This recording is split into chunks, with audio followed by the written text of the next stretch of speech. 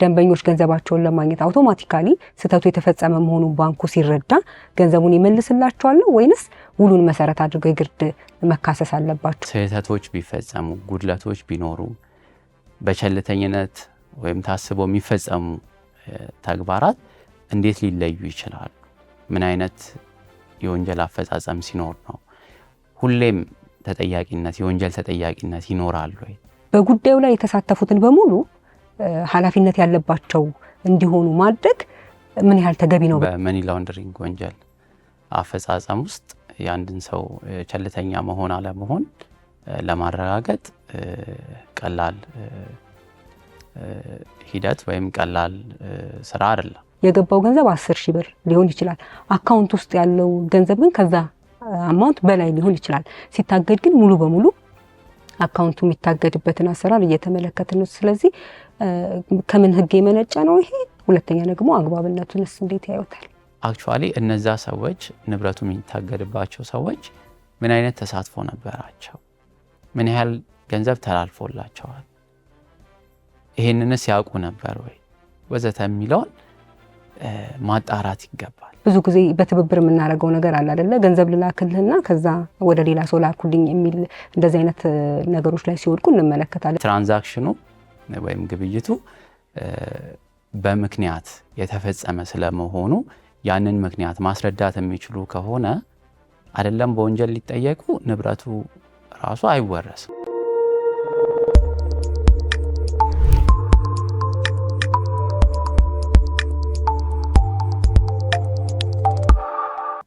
ሰላም ጤና ይስጥልን። የተወደዳችሁ የፍትህ ለሀገሬ ፕሮግራም ተከታታዮች፣ ፍትህ ለሀገሬ የተሰኘው ሳምንታዊ ፕሮግራማችን እነሆ ጀምሯል። አዘጋጅቼ የማቀርብላችሁ ሌላ ተረፈ ነኝ።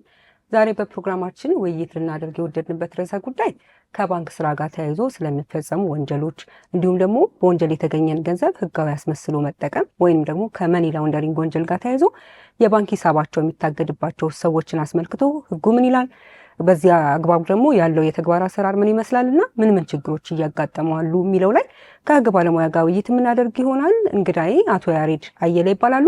ጠበቃና የህግ አማካሪ ናቸው። በጣም አመሰግናለሁ እንግዲህ የሆነው ስለመጡ። እሺ እኔም አመሰግናለሁ በጣም። ባንኮች የደንበኞቻቸውን ገንዘብ ለመጠበቅ በህግ ያለባቸው ወይም የተጣለባቸው ግዴታ ምንድን ነው ከሚለው እንጀምር። ባንኮች የደንበኞቻቸውን ገንዘብ ወይም ጥቅም ለመጠበቅ ግዴታ ይኖርባቸዋል። ይሄም የሚመነጨው ከንግድ ህጉ በመነሳት ነው። የንግድ ህጉ ደንበኞች በባንኮች ስለሚያስቀምጡት ገንዘብ ገቨርን ለማድረግ የራሱ የሆነ ክፍል አለው። በንግድ ህጉ አንቀጽ 896 አንስቶ ስለዚህ ጉዳይ አግባብነት ያላቸውን ድንጋጌዎች በግልጽ አስቀምጦ እናገኘዋለን እና ደንበኞች ገንዘባቸውን በባንክ የሚያስቀምጡበትን ውል በተመለከተ የዲፖዚት ፈንድ ኮንትራክት ግልጽ የሆነ ትርጉም ተሰጥቶበታል። ስለዚህ በዚህ አግባብ ደንበኞች ገንዘባቸውን በባንክ ሲያስቀምጡ ባንኩ ደንበኞች ያስቀመጡትን ገንዘብ የመጠበቅ ግዴታ አለበት፣ የመጀመሪያው። ሁለተኛው ግዴታ ደግሞ የሚሆነው ገንዘቡን ደንበኞች በጠየቁት ጊዜ ወይም በፈለጉት ጊዜ መልሶ የመክፈል ግዴታ እንዳለበት ከዚህ ድንጋጌ መረዳት ይቻላል። ስለዚህ ንግድ ህጉ ላይ ብቻ ነው ወይስ ደግሞ ስፔሲፊክ የሆኑ ባንክን የሚመለከቱ ሌሎች ህጎች አሉ? ባንክን የሚመለከቱ ሌሎች ህጎች አሉ። ከደንበኞች ገንዘብ ማስቀመጥ ጋር በተያያዘ ግን በቀጥታ ግልጽ የሆነ ድንጋጌ የንግድ ህጉ አስቀምጦ እናገኘዋለን። ከአንቀጽ 896 በተጨማሪ የንግድ ህጉ አንቀጽ 897 እንዲሁም 916 የባንኮችን ግዴታ በተመለከተ ሰዎች አካውንት ከፍተው ገንዘባቸውን በባንኮች ሲያስቀምጡ ባንኮች ገንዘቡን ለደንበኞቻቸው ጥቅም ሲሉ መጠበቅ እንዳለባቸውና መልሰው መክፈል እንዳለባቸው ይደነግጋሉ። ከዚህ በተጨማሪ ግን የባንክ ስራ አዋጅ ቁጥር 1360 ህዝባር 2017 ስለ ባንክ ስራ ብቻ በግልጽ በርካታ ድንጋጌዎችን የያዘ አዋጅ አለ። ከዛ በተጨማሪ ደግሞ አዋጅ ቁጥር 1359 ህዝባር 2017 እንዲሁ የብሔራዊ ባንክን ለማቋቋም የወጣ አዋጅ አለ። እነዚህ አዋጆች የቅርብ አዋጆች ናቸው። አምና የወጡ ነው። 2017 ዓመተ ምህረት ላይ የወጡ አዋጆች ናቸው። ከዛ አስቀድሞ የነበሩ በስራ ላይ የነበሩ ተፈጻሚ የነበሩ አዋጆችን በመተካት ነው ወደ ተግባር የገቡት። የቀድሞዎቹ አዋጆችም ተመሳሳይነት ይዘት ያላቸው አዋጅ ቁጥር 591 እና አዋጅ ቁጥር 592 ነው። በተከታታይ እነዚህ አዋጆች አዋጅ ቁጥር 1359 2017 የብሔራዊ ባንክ ማቋቋሚያ አዋጅ እንዲሁም የባንክ ስራ አዋጅ 1360 2017 ሆነው የጸደቁትና ስለ ባንክ ስራ እንዲሁም ስለ ባንኮች አጠቃላይ ግዴታና ብሔራዊ ባንክና ባንኮች ያላቸውን ግንኙነት እና የባንክ ስራን አስተዳደር በተመለከተ እንደዚሁ ዝርዝር ድንጋጌዎችን አካተው የወጡ አዋጆች አሉ።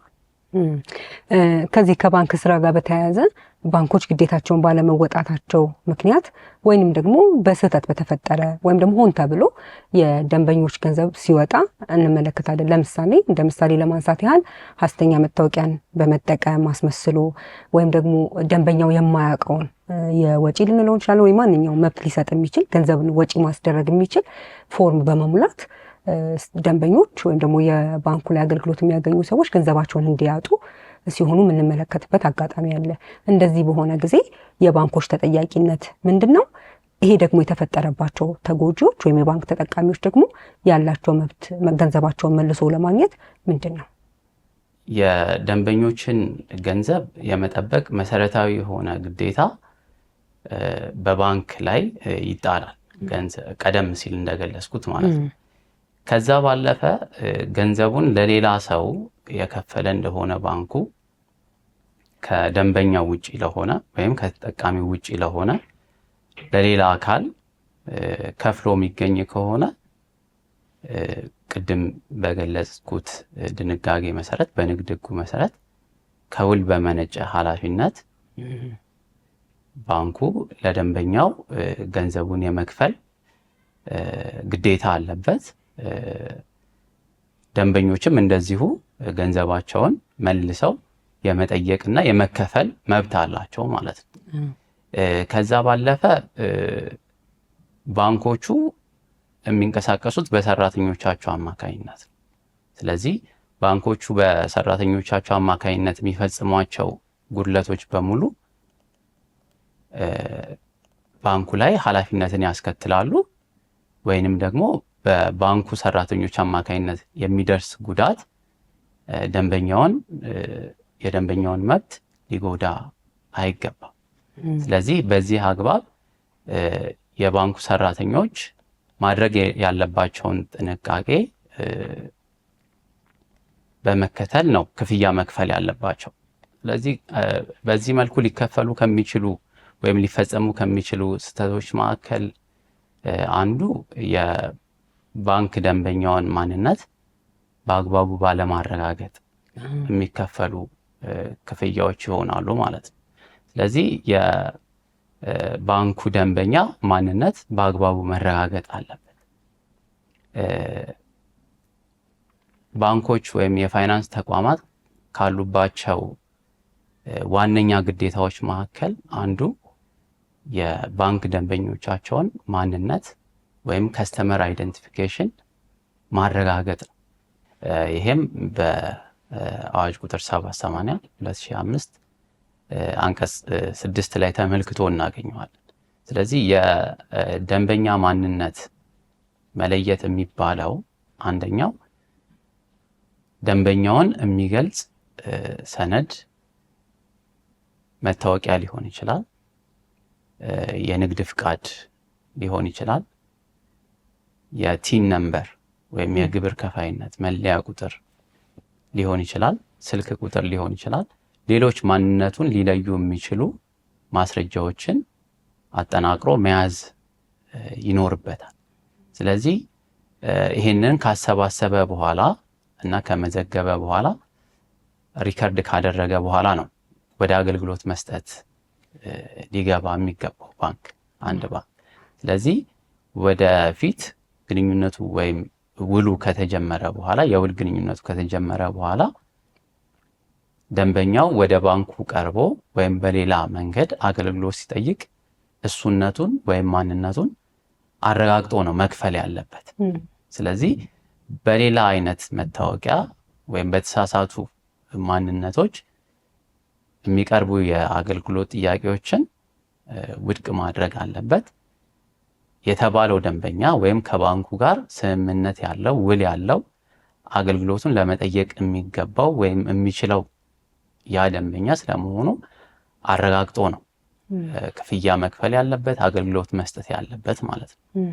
ይሄ ሳይሆን ለሚደርሱ ማናቸውም ጉዳቶች ባንኩ ኃላፊነት ይኖርበታል ማለት ነው።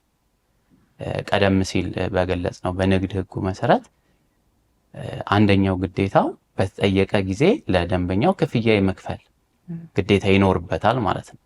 ምንም እንኳን ከፍያለሁ በሚል ለሌላ ሰው የተከፈለ ክፍያ እንኳን ቢኖር ባለመብቱ ወይም ትክክለኛው ደንበኛ በመጣ ጊዜ ገንዘቡን መልሶ የማግኘት መብት ስላለው ባንኩ በሕግ ከተቀመጡ ግዴታዎች መካከል አንዱን ስለሚጥስ ወይም በውል ግንኙነቱ መሰረት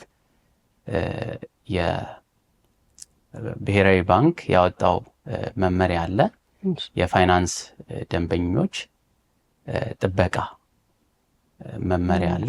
መመሪያ ቁጥር 91/2020 በፍትህ ሚኒስቴር የተመዘገበ መመሪያ ነው። በዚህ መመሪያ መሰረት አንደኛው የፋይናንስ ተቋም ወይም ባንክ ለደንበኛው ከሚገልጻቸው መግለጽ ካለባቸው ነጥቦች መካከል አንዱ ደንበኛው በመጣ ጊዜ ወይም በጠየቀ ጊዜ ክፍያ ሊከፈለው እንደሚችል የመግለጽ ግዴታንም ይጨምራል። ስለዚህ በማንኛውም ጊዜ ኮምፐንሴት ሊደረግ እንደሚችል ወይም ሊካስ እንደሚችል ባንኩ ለደንበኛው ይገልጽለታል። ይሄም የስምምነቱ አካል ይሆናል ማለት ነው። ስለዚህ አይደለም በቀጥታ መጥቶ ጠይቆ በሌላ መልኩ እንኳን ጉዳት ደርሶ ቢሆን እንኳን ባንኩ ለደንበኛው ላይ ለደረሰው ጉዳት ወይም ያላግባብ ለተከፈለው ክፍያ ደንበኛው እንደሚካስ ማረጋገጫ ይሰጣል ማለት ነው ባንኩ። ስለዚህ በዚህ አግባብ ደንበኞች ጥበቃ ይደረግላቸዋል። ለዚህ ሁኔታ ግን ልዩ ሁኔታ ሊኖር የሚችለው በዚሁ መመሪያ መሰረት ከደንበኛው በኩል ማታለል ከተፈጸመ ወይም ግሮስ የሆነ ኔግሊጀንስ ወይም ከባድ የሆነ ቸልተኝነት በደንበኛው በኩል ተፈጽሞ የሆነ እንደሆነ ምናልባት ባንኩ ከዚህ ግዴታው ይሄን ግዴታውን ላይጠየቅ የሚችልበት ሁኔታ ሊኖር ይችላል። ስለዚህ ባንኮች በመርህ ደረጃ ለአገልግሎት ለመስጠት ደንበኝነቱን ማረጋገጥ አለባቸው። የደንበኛውን ማንነት ማረጋገጥ አለባቸው። ይሄ ሳይሆን ለሚፈጽሙት ክፍያ ወይም ደንበኛው ሳይፈቅድ እና ሳይወድ የተከፈሉ ክፍያዎች ካሉ ባንኮቹ ለደንበኛው የመካስ ግዴታ ይኖርባቸዋል ማለት ነው። ይህንን እንዲያደርጉ የሚገደዱት እንግዲህ ቅድም ሲገልጹልን እንደነበረው ግዴታው የሚመነጨው ከውል ነው። ስለዚህ በውሉ መሰረት ይገደዳሉ ካልን ለምሳሌ በስህተት የከፈሉት ለሌላ ሰው የከፈሉት ወይም ፊርማ ተመሳስሎ ሊሆን ይችላል ወይ በሐሰተኛ መታወቂያ ሊሆን ይችላል። ቅድም ያሉት ኤክሰፕሽኑ ወይም ደግሞ የደንበኛው ጥፋት የሌለበት ጉዳይ እንውሰድና እንደዛ በሚሆንበት ጊዜ ደንበኞች ገንዘባቸውን ለማግኘት አውቶማቲካሊ ስህተቱ የተፈጸመ መሆኑን ባንኩ ሲረዳ ገንዘቡን ይመልስላቸዋል ወይንስ ውሉን መሰረት አድርገው የግድ መካሰስ አለባቸውና ከዛ የፍርድ ቤትን ውሳኔ መነሻ አድርጎ ነው ባንኩ ሊከፍል የሚችለው? ባንኮች ባላቸው ፕሮሲጀር ወይም የውስጥ አሰራር መሰረት እንደዚህ አይነት ስህተቶችን የሚያረሙባቸው እና ክፍያ የሚከፍሉባቸው ስርዓቶች አሉ። ቀደም ሲል የጠቀስኩትን መመሪያ እንደዚሁ ወደ ክስ ከመሄድ አስቀድሞ ባንኩ የብሔራዊ ባንክ ባወጣው መመሪያ መሰረት ደንበኞቹን የመጠበቅ የደንበኞቹን መብት ጥቅም የመጠበቅ እንደዚሁም እንደዚህ አይነት ስህተቶች ሲፈጸሙ የመካስ ግዴታ እንዳለበት ሕግም እንደሚያስገድድ መረዳት ይቻላል ማለት ነው። ይሄ ባይሆን ግን ደንበኞች ባንኩ ፈቅዶ ወዶ ገንዘባቸውን መልሶ ማይከፍላቸው ወይም ማይክሳቸው የሚሆን ከሆነ ግን ለክስ ምክንያት አይሆንም ማለት አይደለም። ስለዚህ የተለያዩ ውሳኔዎችን በዚህ ረገድ የተሰጡ አስገዳጅ የህግ ትርጉም የተሰጠባቸው የፌዴራል ጠቅላይ ፍርድ ቤት ሰበር ሰሚ ችሎት የህግ ትርጉም የሰጠባቸው ውሳኔዎችም ይህንን ያስረዳሉ፣ ያመለክታሉ። ስለዚህ ደንበኞች ባንኩን ቀርበው በመጠየቅ የተፈጸመ ስህተት መኖሩን አገልግሎቱን እነሱ አለመጠየቃቸውን የቀረበውና ገንዘቡን የተቀበለው ወይም የተከፈለው ለሌላ ደንበኛ መሆኑን ገልጸው ከነሱ ፈቃድ እና ይሁንታ ውጪ የተከፈሉ ክፍያዎች ካሉ ባንኩ ሪምበርስ እንዲያደርጋቸው ወይም መልሶ እንዲከፍላቸው ባንኩን መጠየቅ ይችላሉ። ባሉ መመሪያዎችና በየባንኮቹ የውስጥ አሰራሮች መሰረት መልሰው ሊከሷቸው ወይም ወደ ነበሩበት ሊመልሷቸው የሚችሉበት አሰራር አለ። ይሄ ባይሆን ግን እነዚህን መመሪያዎች ተከትሎ ልከፍል አይገባም ወይም ስህተቱ ከኔ የመነጨ አይደለም ከደንበኛው ነው ወይም እኔ ከማውቀው ውጪ ነው ከኔ እውቅና ውጪ ነው እኔ ልከላከለው የምችለው አይደለም የሚሉ መከራከሪያዎች ቢቀርቡ ወደ ክስ ወይም ወደ ፍርድ ቤት ደንበኛው ሊቀርብና ሊሞግት የሚችልበት የህግ መሰረት መኖሩን እንረዳለን ማለት ነው። ከውል የመነጨ ግዴታውን ባንኩ እንዲያከብር ለማስገደድ ደንበኛው መጠየቅ ይችላል ማለት ነው። ባንኩ ክፍያውን ለመክፈል ፈቃደኛ ባይሆን በራሱ ይሁንታ ደንበኛው ያስቀመጠውን ገንዘብ እንዲከፈለው ለፍርድ ቤት ክስ ማቅረብ ይችላል ማለት ነው። ይሄም የሚሆነው ከውል የመነጨ ግዴታ አለ። የንግድ ህጉ አንቀጽ 896 የገንዘብ ማስቀመጥ ውል በባንኩና በደንበኛው መካከል የሚገባ ደንበኛው የራሱን ገንዘብ ባንኩ ጋር በአደራ እንዲቀመጥ የሚያስቀምጥበትና ባንኩ በተጠየቀ ጊዜ በአደራ የሚጠብቀውን ገንዘብ ደንበኛው በጠየቀ ጊዜ ሊከፍለው የሚገባ የስምምነት ውል ስለሆነ ይሄንን ውሉን ባያከብርለት ደንበኛው ክስ ማቅረብ ይችላል ማለት ነው። በተለያየ ምክንያትም ለሌላ ሰው ተከፍሎ ቢገኝ ደንበኛ ላልሆነው ሰው ተከፍሎ ቢገኝ ባሉ መመሪያዎች የብሔራዊ ባንክ ያወጣው መመሪያ አለ። አንዱ ግዴታው ባንኩ የመካስ ወይም ደንበኞቹ ሊኖሩ ይችሉ ወደ ነበረበት ቦታ የመመለስ ሪምበርስ የማድረግ ግዴታ አለበት። ይሄንንም መግለጽም አለበት ለደንበኛው። ባንኩ ራሱ አገልግሎቱን ለመጠየቅ ለሚመጡ ደንበኞቹ ይሄንን ገልጾ ነው ስምምነት ወይም ውል ማድረግ ያለበት በሚል አስገዳጅ ድንጋጌ በመመሪያው ውስጥ ተካቷል። ስለዚህ እነዚህ መመሪያዎችና የየባንኮቹ የውስጥ አሰራሮች ፖሊሲዎች እና ፕሮሲጀሮች ይኖሯቸዋል። በዛ መሰረት ደንበኛው ገንዘቡ ለኔ አልተከፈለም ወይም ላልተገባው ሰው ተከፍሏል፣ ያለኔ ፍቃድ ያለኔ ይሁንታን የተከፈለው ብሎ ቢጠይቅ መልሰው ሊከፍሉ ወይም ሊክሱ የሚችሉበት አግባብ አለ ማለት ነው። ይሄ ባይሆን ግን ደንበኛው ጉዳዩን ወደ ፍርድ ቤት መውሰድ ይችላል። የፌዴራል ጠቅላይ ፍርድ ቤትም አስገዳጅ የህግ ትርጉም በመስጠት ስልጣኑ በዚህ ወይም በመሰል ጉዳዮች ረገድ አስገዳጅ የህግ ትርጉም የሰጠባቸው ባንኩና ደንበኛው ባለው ግንኙነት መካከል ያሉ ጉዳዮችን ለምሳሌ መጥቀስ ካስፈለገ በቅጽ 23 በመዝገብ ቁጥር 154115 ላይ ደንበኛው ክፍያው የተከፈለው ለሌላ ሰው ነው በሚል ባንኩን ከሶ ባንኩም ክርክር ሲያደርግ ነበረ። ቡኩ ጠፍቶበት ነበረ የደንበኛው። ስለዚህ ቡኩ እንደጠፋበት ለባንኩ ባለማሳወቁ ልከፍል አይገባም የሚል ክርክር አቅርቦ ነበር። ነገር ግን የፌዴራል ጠቅላይ ፍርድ ቤት ሰበር ሰሚ ችሎት የሰጠው ውሳኔ ምንድነው የሚለው በንግድ ሕጉ አንቀጽ 896 እንዲሁም በተከታዮቹ ድንጋጌዎች መሰረት ባንኩ ይሄንን አጣርቶ የመክፈል ግዴታ ነበረበት። ስለዚህ አንደኛው ግዴታው የባንኩ ግዴታ ገንዘቡን በአደራ መጠበቅ፣ ፕሪዘርቭ ማድረግ እና መጠበቅ መከላከል ነው። ይሄንን ባለማድረግ ለሌላ ሰው ተከፍሎ ቢገኝ ግን በአደራ ያስቀመጠውን ገንዘብ መልሶ ለደንበኛው የመክፈል ግዴታ እንዳለበት ትርጉም የተሰጠበት ሁኔታ አለ። ሌሎች መሰል ውሳኔዎችም አሉ።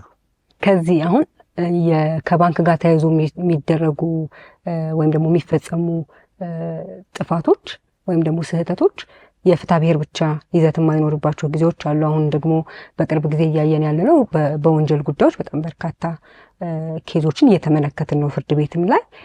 ከዛ ደግሞ ባንኮች ሳያውቁ ወይም ደግሞ ደንበኛው ነው በሚል በቀረበ በተሳሳተ መረጃ ብቻ ሳይሆን ነገር ግን ሆን ተብሎ የሚፈጸሙ ደግሞ ድርጊቶች እንዳሉ እንመለከታለን በተግባር ማለት ነው። ለምሳሌ ሰውየው ላይ መጣ ይችላል፣ ሐሰተኛ መታወቂያም ላይ ይሰራ ይችላል። ግን የሰውየው ሳይኖር ወይም ደንበኛው ሳያቅ የሱ እውቅና ሳይኖር ወይም ፈቃዱን ሳይሰጥ ገንዘብ ይወጣል። ያወጣው ራሱ በሚመስል መልኩ ተሰርቶ ወጪ እንደተደረገ ይደረጋል። እንደዚህ አይነት ስራዎችን እየተመለከተ ነው። ወንጀል ነው ይሄ። ስለዚህ ከየትኛው የወንጀል ክፍል ነው የሚመደበው እንደዚህ አይነት ድርጊት? አንደኛ። ሁለተኛ ደግሞ ከተለመደው የመደበኛ የስርቆት ወንጀሎች እንደዚህ አይነት ወንጀሎችን የሚለያቸው ምንድን ነው? እሺ፣ በጣም ጥሩ ጥያቄ ነው።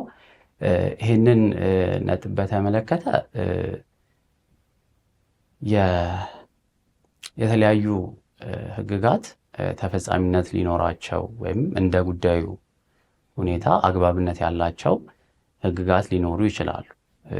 ስለዚህ የመጀመሪያው ጥያቄ ከየትኛው ወንጀል አንጻር ይመደባል የሚለውን በተመለከተ እንደ ድርጊቱ አፈጻጸም ድርጊቱ በምን መልኩ ነው የተፈጸመው የሚለውን መመልከት ያስፈልጋል። ስለዚህ እንደ ኬዝ ባይ ኬዝ ወይም እንደ ነገሩ ሁኔታ እየታየ የትኛውን ህግ ጥሷል፣ በየትኛው ህግ መሰረት መጠየቅ አለበት የሚለውን መለየት ይቻላል። በዋናነት ግን ሁለት ህግጋትን ሊጥስ የሚችልበት አጋጣሚ ሰፊ ነው። የመጀመሪያው ህግ በብዛት ተፈጻሚ የሚሆነው ህግ የሙስና ወንጀሎችን ለመደንገግ የወጣውን አዋጅ ቁጥር 881 2007 ጥሶ ሊገኝ የሚችልበት ሁኔታ ሰፊ ይሆናል ማለት ነው። እንደገለጽሽው ሆን ተብሎ ከደንበኛው ቀደም ሲል ከገለጽናቸው ሁኔታዎች ውጪ በስተትም ሳይሆን በመመሳጠር በተለያዩ ያልተገቡ ጥቅሞችን ለማግኘት በማሰብ የሚፈጸሙ መሰል ተግባራት ሊኖሩ ይችላሉ።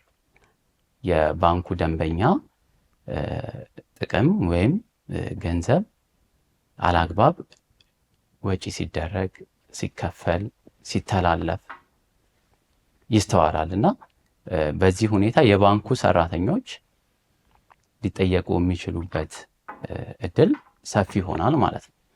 እንደሚታወቀው የሙስና ወንጀሎች ተፈጻሚነታቸው በመንግስት ሰራተኞች ላይ ወይም በመንግስት መስሪያ ቤት ሰራተኞች ላይ ብቻ አይደለም፣ በህዝባዊ ድርጅት ሰራተኞችም ጭምር።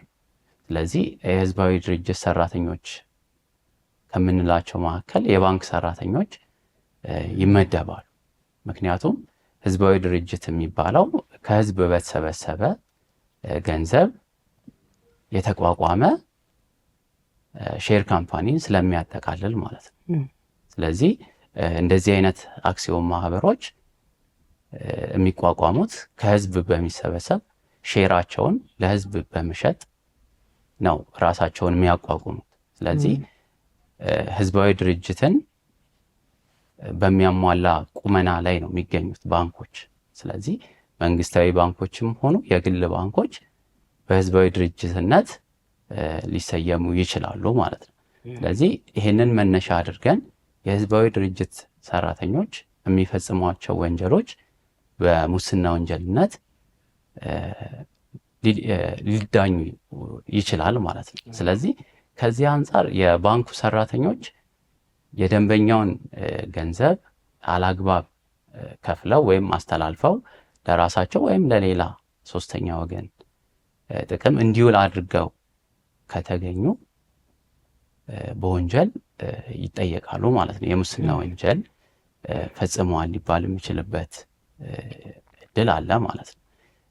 ከዚህ ጋር በተያያዘ በብዛት ተፈጻሚነት ያለው የአዋጁ ድንጋጌ አንቀጽ 9 ስልጣንን ያላግባብ መገልገል የሚለው የአዋጁ አንቀጽ 9 ተፈጻሚነት ሊኖረው የሚችልበት እድል ሰፊ ነው ማለት ነው። ምክንያቱም የባንኩ ሰራተኛ ማድረግ የሚገባውን ነገር ሳያደርግ ቀርቶ ባይ ኦሚሽን ባለማድረግ ወይንም ደግሞ ማድረግ የሌለበትን ነገር አድርጎ ነው ክፍያውን የሚከፍለው ማለት ነው።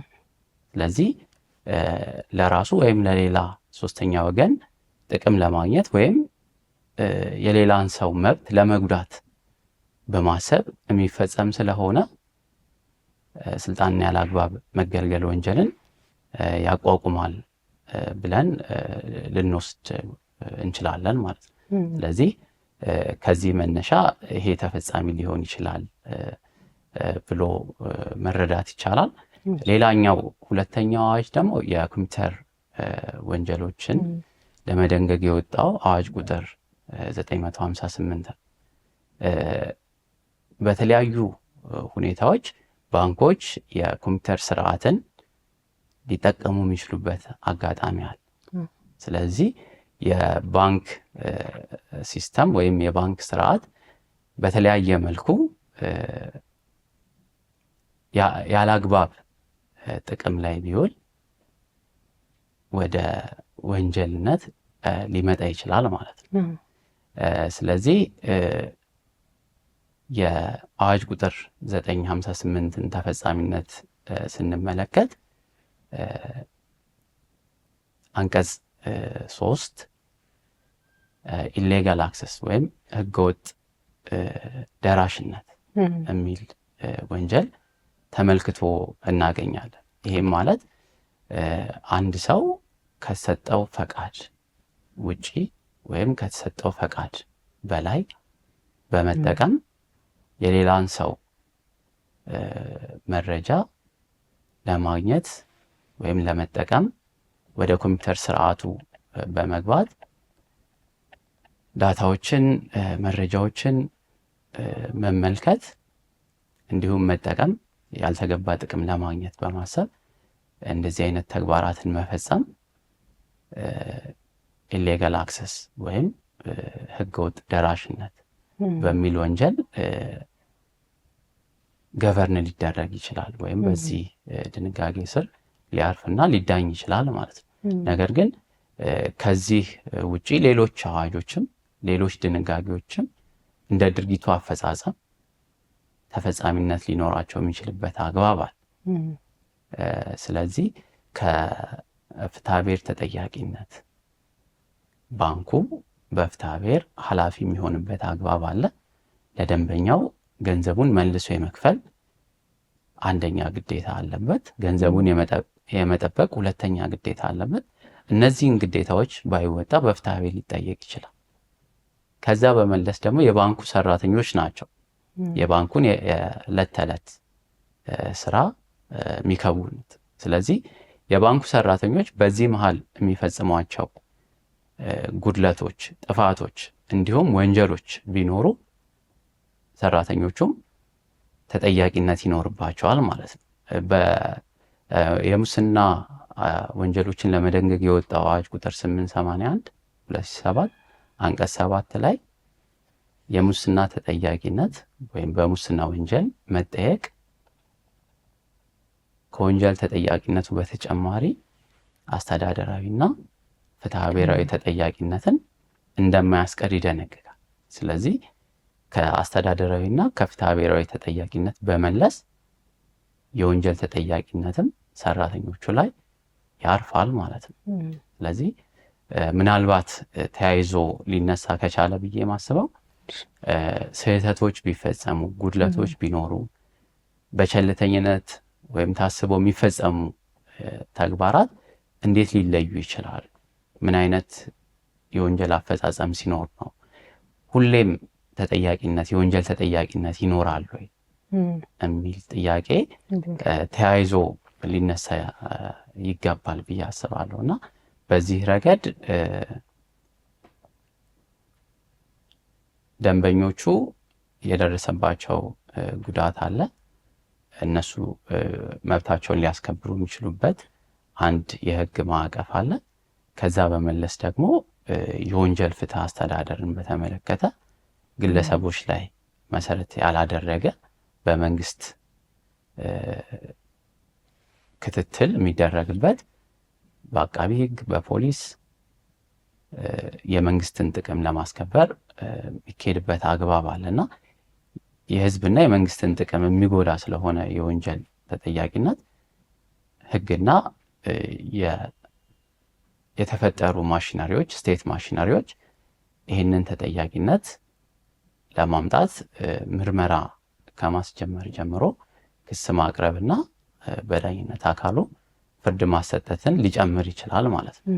ስለዚህ እንደዚህ ሲሆን ምርመራ ከመጀመር ክስ ከማቅረብ አንጻር አንድ ሰው ያልተገባ ድርጊት ፈጽሞ አስቦ ለራሱ ጥቅም ለማግኘት ያልተገባ ጥቅም ለማግኘት ወይም ለሌላ ሰው ያልተገባ ጥቅም ለማስገኘት ወይንም ደግሞ በሌላ ሰው ላይ ጉዳት ለማድረስ በማሰብ መፈጸም አለበት። የሙስና ወንጀሎች በአጠቃላይ በተወሰነ መልኩ በቸልተኝነት የሚፈጸሙ ወንጀሎች ሐሰተኛ ሰነድ መገልገል በቸልተኝነት ሊያስጠይቅ እንደሚችል በግልጽ ተደንግጓል። ነገር ግን በቸልተኝነት የሚፈጸሙ ወንጀሎች በግልጽ በህግ በቸልተኝነት ሲፈጸሙም እንደሚያስጠይቁ መደንገግ አለበት። ስለዚህ በስህተት ቀደም ሲል ስላነሳሽው ማለት ነው በስህተት የተከፈሉ ክፍያዎች ቢኖሩ ወይም በቸልተኝነት የተከፈሉ ክፍያዎች ቢኖሩ ቀደም ሲል ባልነው አግባብ በወንጀል የባንክ ሰራተኞቹ ሊጠየቁ አይገባም። ነገር ግን የሙስና ወንጀሎችን ለመደንገግ የወጣው አዋጅ የሀሳብ ክፍልን ፕሪዚዩም ነው የሚያደርገው ወይም ግምት ነው የሚወስድበት። ስለዚህ ግምት የሚወስደው እንዴት ነው? ጥፋት የተባለው ድርጊት ግዙፋዊ ፍሬ ነገሩ አንድ ወንጀል ተፈጽሟል ለማለት 3 ፍሬ ነገሮች በአንድነት መሟላት አለባቸው። ግዙፋዊ፣ ህጋዊና ሞራላዊ ፍሬ ነገሮች በአንድነት መሟላት እንዳለባቸው የወንጀል ህጉ አንቀጽ 23 ንዑስ ቁጥር 2 በግልጽ ይደነግጋል። ነገር ግን የሙስና ወንጀሎች ላይ ስንመጣ የሀሳብ ክፍሉ ግምት የሚወሰድበት ስለመሆኑ የአዋጁ አንቀጽ 3 በግልጽ ይደነግጋል። ስለዚህ ግዙፋዊ ፍሬ ነገር ወይም ተግባሩ ወይም ድርጊቱ የምንለው የወንጀሉ ክፍል ተሟልቶ የተገኘ እንደሆነ ወንጀሉ እንደተፈጸመ ወይም የሀሳብ ክፍሉ እንደነበረ ግምት ተወስዶ ክስ ሊቀርብ የሚችልበት እድል እንዳለ መረዳት ይቻላል። ነገር ግን በምርመራ ሂደት እና ክስ በማቅረብ ሂደት ውስጥ እነዚህ ነገሮች በምን አይነት አግባብ ተፈጽመዋል የሚለውን ማጣራትና መርምሮ ትክክለኛው እውነታ ላይ መደረስ አለበት የሚል እምነት አለ። እንዴት ነው ልንለይ የምንችለው የወንጀል ተሳትፎንና የሙያ ስህተትን መለየት እንደሚቻለው? እንዴት ነው? አሁን እንደገለጹት የሙስና ወንጀሎች ሲሆን በርደን ኦፍ ፕሩፉ ወይም ደግሞ የማስረዳት ሸክሙ ወደ ተከሳሹ ሽፍት ያደርጋል። ፕሪዚዩም ማድረግ ነው የሚጠበቀው። ቅድም እንደተባሉ ፕሪዚዩም ይደረጋል። ግን መጀመሪያ ራሱ ክስ ከመመስረቱ በፊት ደግሞ በእርግጥም ይሄ ወንጀል ተፈጽሟል አልተፈጸመም ከሚለው ውስጥ ህጉ የሚሰጠው እንደተጠበቀ ሆኖ ግን ስህተት ነው ወይንስ ደግሞ ተሳትፎ አለው የሚለው ነገር መለየት አለበት ብዬ አስባለሁ። ስለዚህ ሁለቱን የወንጀል ተሳትፎ መኖርና የሙያ ስህተት መሆኑን መለየት ቀላል ነው ወይ? ከሆነስ ደግሞ እንዴት ነው መለየት የሚቻለው? ፕሮፌሽናል ፎልት ወይም የሙያ ግድፈት በወንጀል ላይ ያስጠየቅ የሚችልበት አጋጣሚ እንዳለ የወንጀል ህጉ አንቀጽ 69 ያመለክታል። በዚሁም ድንጋጌ የሙያ ግዴታን በመወጣት ሂደት ውስጥ የሚፈጸሙ ወንጀሎች አያስቀጡም። ሊያስቀጡ የሚችሉት ግን የሙያ ግዴታውን በመወጣት ሂደት ውስጥ ተገቢውን የአሰራር ደንብና ልማድ ተከትሎ ያለ ከባድ ጥፋት የተፈጸሙ እንደሆነ፣ ስለዚህ የሙያ ግዴታውን በጥንቃቄ አሰራር ስርዓቶቹ በሚያዙት በተለመደው የአሰራር ልማድ በዳበረው የአሰራር ልማድ መሰረት ከባድ ጥፋት ሳይኖር የሚፈጸሙ ከሆነ የወንጀል ተጠያቂነት አይኖርባቸውም የሚለውን ከወንጀል ህጉ አንቀጽ 69 መረዳት ይቻላል። ነገር ግን ከዚህ ጋር ተያይዞ ለጥያቄው መነሻ የሆነው የሙስና ወንጀሎች አዋጅ 881/2007 ስለሆነ ይሄ አዋጅ ደግሞ የሐሳብ ክፍሉን ወንጀል የመፈጸም የሐሳብ ክፍልን ግምት የሚወስድበት ከመሆኑ አንፃር በዚህ ረገድ ሁለቱን እንዴት ማስታረቅ ይቻላል? የወንጀል ተጠያቂነት በአንድ በኩል አለ፣ በሌላ በኩል ደግሞ ፕሮፌሽናል ፎልት ወይም የሙያ ግዴታን በመወጣት ሂደት ውስጥ የሚከሰቱ ነገሮች ላያስጠይቁ እንደሚችሉ እንደማያስቀጡ ተደንግጓል።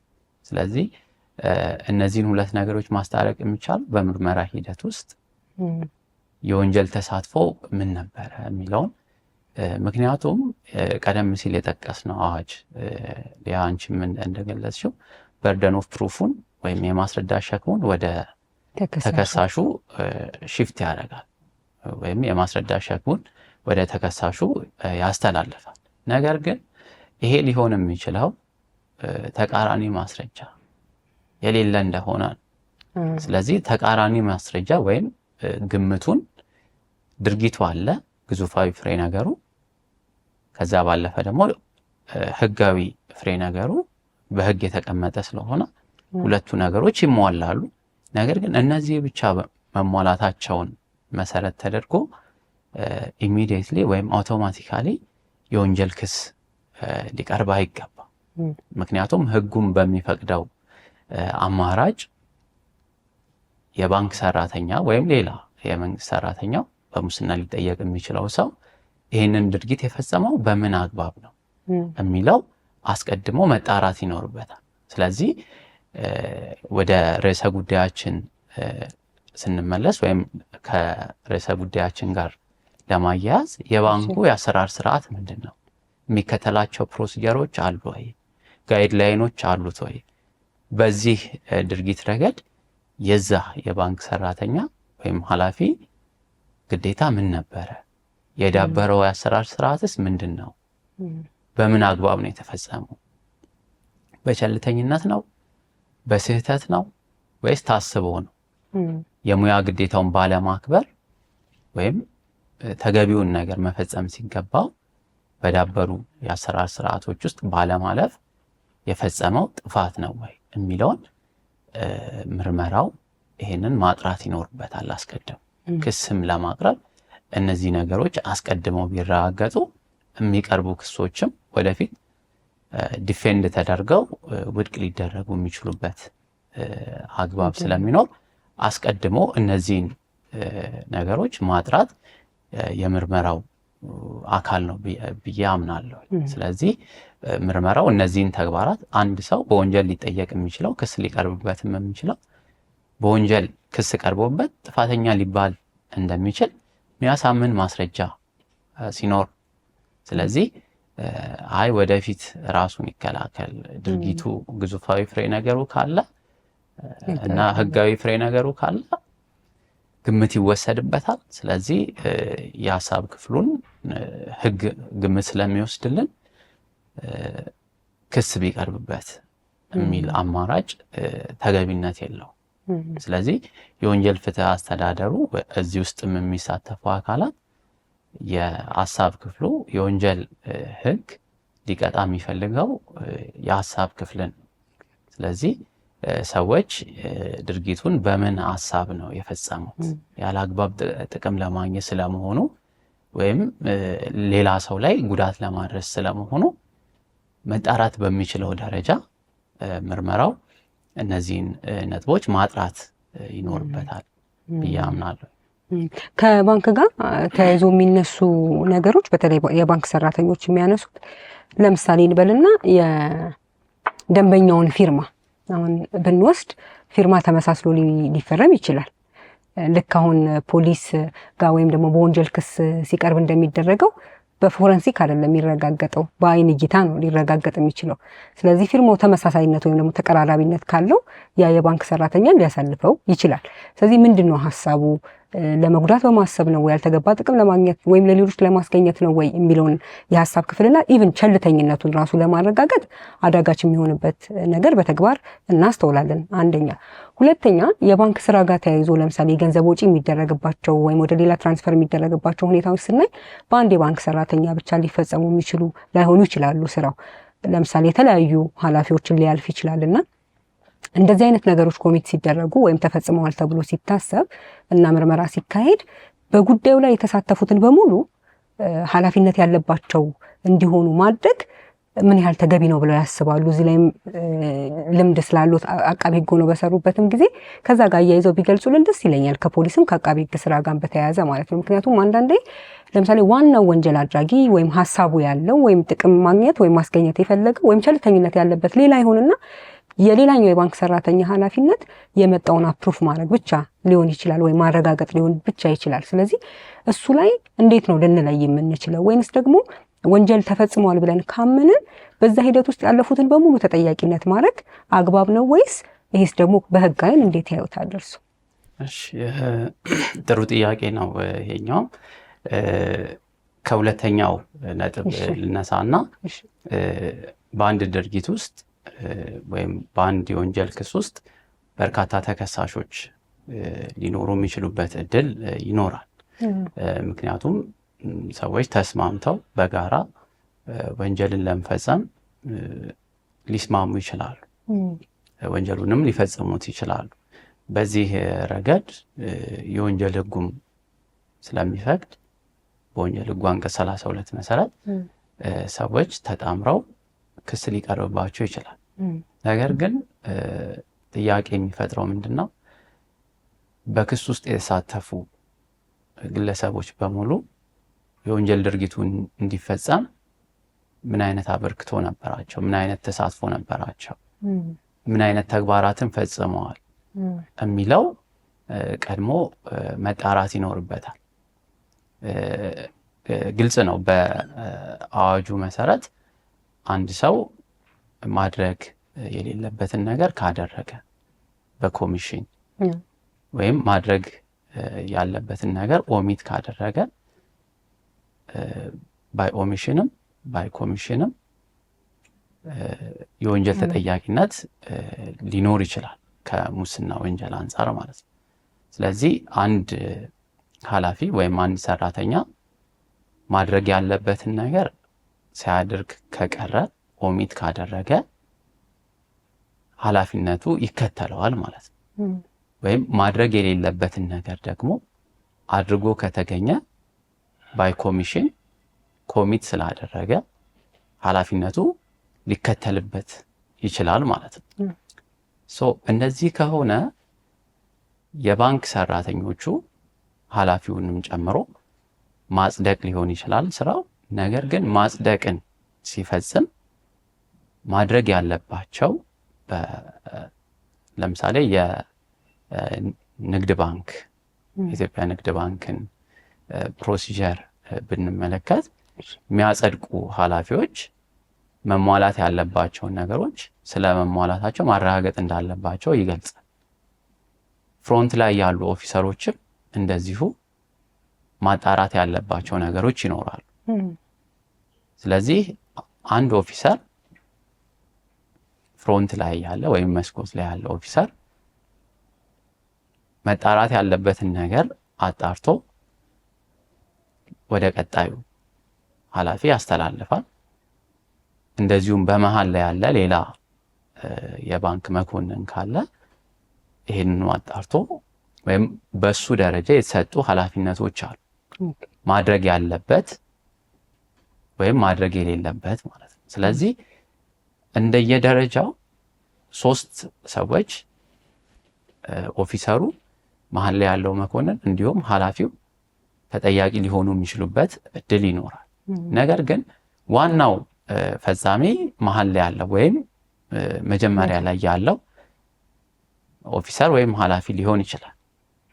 እንደዚህ በሚሆንባቸው ሂደቶች ውስጥ እያንዳንዱ ተሳታፊ ምን መፈጸም ሲገባው ምን ገድፏል፣ ምን ኦሚት አድርጓል የሚለው መረጋገጥ አለበት አስቀድሞ ማለት ነው። ባይ ዘ ሜር ፋክት አንድ ድርጊት ተፈጽሞ ጉዳት ደርሷል ወይም ጥቅም ተገኝቷል ስለተባለ ብቻ በሂደት ውስጥ የተሳተፉ ሰዎችን በሙሉ ክስ ማቅረብ ተገቢ አይሆንም። ይልቁንም እያንዳንዱ ሰራተኛ፣ ምክንያቱም የወንጀል ተጠያቂነት ግላዊ ነው፣ ግላዊ ባህሪ ያለው ተጠያቂነት እንጂ በጋራ የሚመጣ ወይም በዛ ሂደት ውስጥ በመሳተፍ ብቻ ወይም እዛ ውስጥ በመገኘት ብቻ ሊያስጠይቁ የሚችሉ በጣት የሚቆጠሩ ወንጀሎች አሉ። እንደ አምባጓሮ ምናምን የመሳሰሉ ወንጀሎች እዛ ውስጥ በመገኘት ብቻ ሊያስጠይቁ ይችላል። ነገር ግን አብዛኞቹ የወንጀል ተጠያቂነቶች በመርህ ደረጃ ግላዊ ናቸው። ስለዚህ የግለሰቡ ተሳትፎ ምን ነበረ፣ ምን ማድረግ እየተገባው ወይም ከተቀመጠለት ጋይድላይን እና ፕሮሲጀር አንጻር የትኛውን ነገር ገድፏል ወይም የትኛውን ነገር ማድረግ ሳይገባው አድርጓል የሚለው አስቀድሞ መጥራት ይኖርበታል ማለት ነው። ከዚህ ጋር ተያይዞ በመጀመሪያ ጥያቄነት ያቀረብሽው ፊርማን በተመለከተ የባንክ ሰራተኞች የፎረንሲክ ምርመራ አያደርጉ። አንዱ ማጣራት ያለባቸው ነገር ግን ፊርማን ነው። ስለዚህ ፊርማው የደንበኛው አስቀድሞ የደንበኞቹን ማንነት መለየት አለበት ብለናል አይደል? ያንንም የለያቸውን የማንነት የደንበኛውን ማንነት መረጃዎች ሪከርድ አድርጎ የሚያስ መዝግቦ ጠብቆ የማቆየት ግዴታም አለበት ባንኩ። ስለዚህ ያንን ያመሳክራል ማለት ነው። ኦፊሰሩ ቀድሞ የተሰጠው መረጃ እና አሁን ያለው መረጃ ወይም የቀረበው መረጃ የሚጣጣም ነው የሚለውን ማረጋገጥ ይኖርበታል። ስለዚህ ይሄንን ጉልህ በሆነ ሁኔታ ገድፎ ወይም ስቶ ክፍያ ቢፈጽም በፍትሐ ብሔራዊና አስተዳደራዊ ተጠያቂነቶች ይኖራሉ ካልነው በተጨማሪ የወንጀል ኃላፊነት ይኖርበታል። የባንክ ሰራተኛ ማድረግ የሚገባውን ነገር ስላላደረገ ወይም ፊርማው የሌላ ሰው ሆኖ ሳለ ወይም ሳይመሳሰል ቀርቶ ከፍሎ ቢገኝ ትክክለኛ ደንበኛው ላይ ጉዳት ደርሷል። ስለዚህ ሌላ ሰው ላይ ጉዳት እንዲደርስ በማድረጉ በወንጀል ሊጠየቅ የሚችልበት እድል ይኖራል። ነገር ግን ፊርማዎች ሁል ጊዜ ራሳችን እኔ የምፈርመው ፊርማ ሁል ጊዜም እቅጩን ኤግዛክትሊ ያንኑ ፊርማ ላንደግም የምንችልበት እድል ይኖራል። ስለዚህ እንደዚህ አይነት ሁኔታዎች ቶለረብል የሆኑ ወይም ተቀራራቢ ናቸው ብለሽ የምትወስጃቸው ሁኔታዎች ይኖራሉ። ስለዚህ እነዚህን አይነት ሁኔታዎች አጋጥመው ክፍያ ቢፈጸም ወይም ጉድለት ቢኖር የባንክ ሰራተኛው ላይ ኃላፊነት ሊኖር የሚችልበት እድል አይኖር። ነገር ግን ይሄንን በማጣራት ሂደት ውስጥ ምርመራው በዚህ አግባብ መቃኘት ይኖርበታል። ሌላ ሰው ቢሆን ኖሮ ሊከፍል ይችል ነበር ወይ? ጉልህ የሆነ ልዩነት ነበረ ወይ? ኦዲት መደረግ ይኖርበታል። ኦዲተሮች እና ሌሎች በተለመደው አሰራር ልማዳዊ አሰራሩንም የዳበረውንም አሰራር ከሌሎች ባለሙያተኞችም መጠየቅ፣ መመርመር፣ ኦዲት ማስደረግ ይቻላል። እነዚህ ምርመራዎች ሲደረጉ እኔም ብሆን ልከፍል እችል ነበረ፣ ይሄ ተመሳሳይ ነው፣ ተቀራራቢ ነው፣ በእይታ ሊለይ የሚችል አይደለም የሚሉ ግኝቶች ምርመራው ሪቪል ሊያደርግ ወይም እነዚህን ግኝቶች ሊያመጣልን ይችላል። ስለዚህ እነዚህ ምርመራዎች የወንጀል ፍትህ አስተዳደር ንጹሐንን መጠበቅ፣ ወንጀል የፈጸሙ ሰዎችን ደግሞ በህጉ አግባብ ተጠያቂ ማድረግ ስለሆነ የሁለቱንም ኢንተረስቶች ወይም ጥቅሞች ባጣጣመ መልኩ የወንጀል ፍትህ አስተዳደሩ እና በዚህ ውስጥ ተሳታፊ የሆኑ አካላት የምርመራ ስራንም የሚከውነው ፖሊስ እንዲሁም ክስ በማቅረብ ሂደት ውስጥ ጉልህ ድርሻ ያለው አቃቢ ህግ እና ሌሎች ባንኮችም ሌሎች የፋይናንስ ተቋማትም መረጃ ሰጪ አካላትም እንደዚሁ ተገቢውን መረጃ በመስጠት ምርመራው ጥፋት የፈጸሙ ሰዎችን ለመለየት በሚችል መልኩ እንዲቃኝ የምርመራ ተግባርን የሚፈጽመው አካል እንዲሁም ክስ የማቅረብ እና ምርመራን የመከታተል ኃላፊነት ያለበት አቃቢ ህግ እነዚህን ሂደቶች በአግባቡ መቃኘት ከቻሉ ትክክለኛው ወንጀል ፈጻሚ ሊለይ የሚችልበት እንዲሁም ንጹህ የሆነው ሰው ክስ ቀርቦበት ላይጠየቅ የሚችልበት አግባብ ይኖራል። እዚህ ጉዳይ ላይ የበለጠ እንድናስብና እንድንጠነቀቅ የሚያደርገን የሙስና ወንጀሎችን መሰረት ተደርጎ የሚቀርቡ ክሶች በተለይ ጉዳታቸው ከፍ ያሉ ከሆኑ ወይም የተገኘው ጥቅም ከፍ ያለ ነው ተብሎ ክስ በሚቀርብበት ጊዜ በህግ የዋስትና መብትንም ሊያስከለክሉ የሚችሉበት አጋጣሚ ስላለ ወደፊት በዋስትና መብቱ ተነፍጎ በማረሚያ ሆኖ ጉዳዩን የሚከታተል ሰው ወደፊት ተጣርቶ ነፃ ቢወጣ የማይካስ ጉዳት ይደርስበታልና ይህንን አስቀድሞ ማጥራት ቢቻል ግን ንጹህ የሚሆኑ ሰዎችን ንጹሐንን ከእንደዚህ አይነት መሰል ጉዳት መታደግ ይቻላል። በሌላ መልኩ ደግሞ በትክክል የወንጀል ተሳትፎ የፈጸሙ ሰዎች በዛ ድርጊት ውስጥ ከተሳተፉት ውስጥ ነቅሶ ማውጣት ይቻላል ብዬ አምናለሁ። ከዚህ ከባንክ ገንዘብ ጋር በተያያዘ በፕራክቲካሊ የምናያቸው ሌሎች ችግሮች ምንድን ነው? ሌሎች ሰዎች በህገ ወጥ መልኩ ያመጧቸውን ገንዘቦች ወደ ሰዎች በህጋዊ መልኩ ወይም ደግሞ በተሰጣቸው ሰርቪስ ልንለው እንችላለን፣ በማንኛውም አጋጣሚ ገንዘብ ልውውጦች ሊኖሩ ይችላሉ፣ ክፍያዎች ሊኖሩ ይችላሉ እና ሲታገዱ እንመለከታለን። ወደዛ ቀጥታ ከመምጣታችን በፊት ለዛ መንደርደሪያ እንዲሆነን ግን በህገ ወጥ መንገድ የተገኘን ገንዘብ ህጋዊ አስመስሎ መጠቀምና የባንክ አሁን ስናወራቸው የነበሩት ከባንክ ጋር የተያያዙ ወንጀሎች የሚያያይዛቸው ነገሮች ምንድን ናቸው?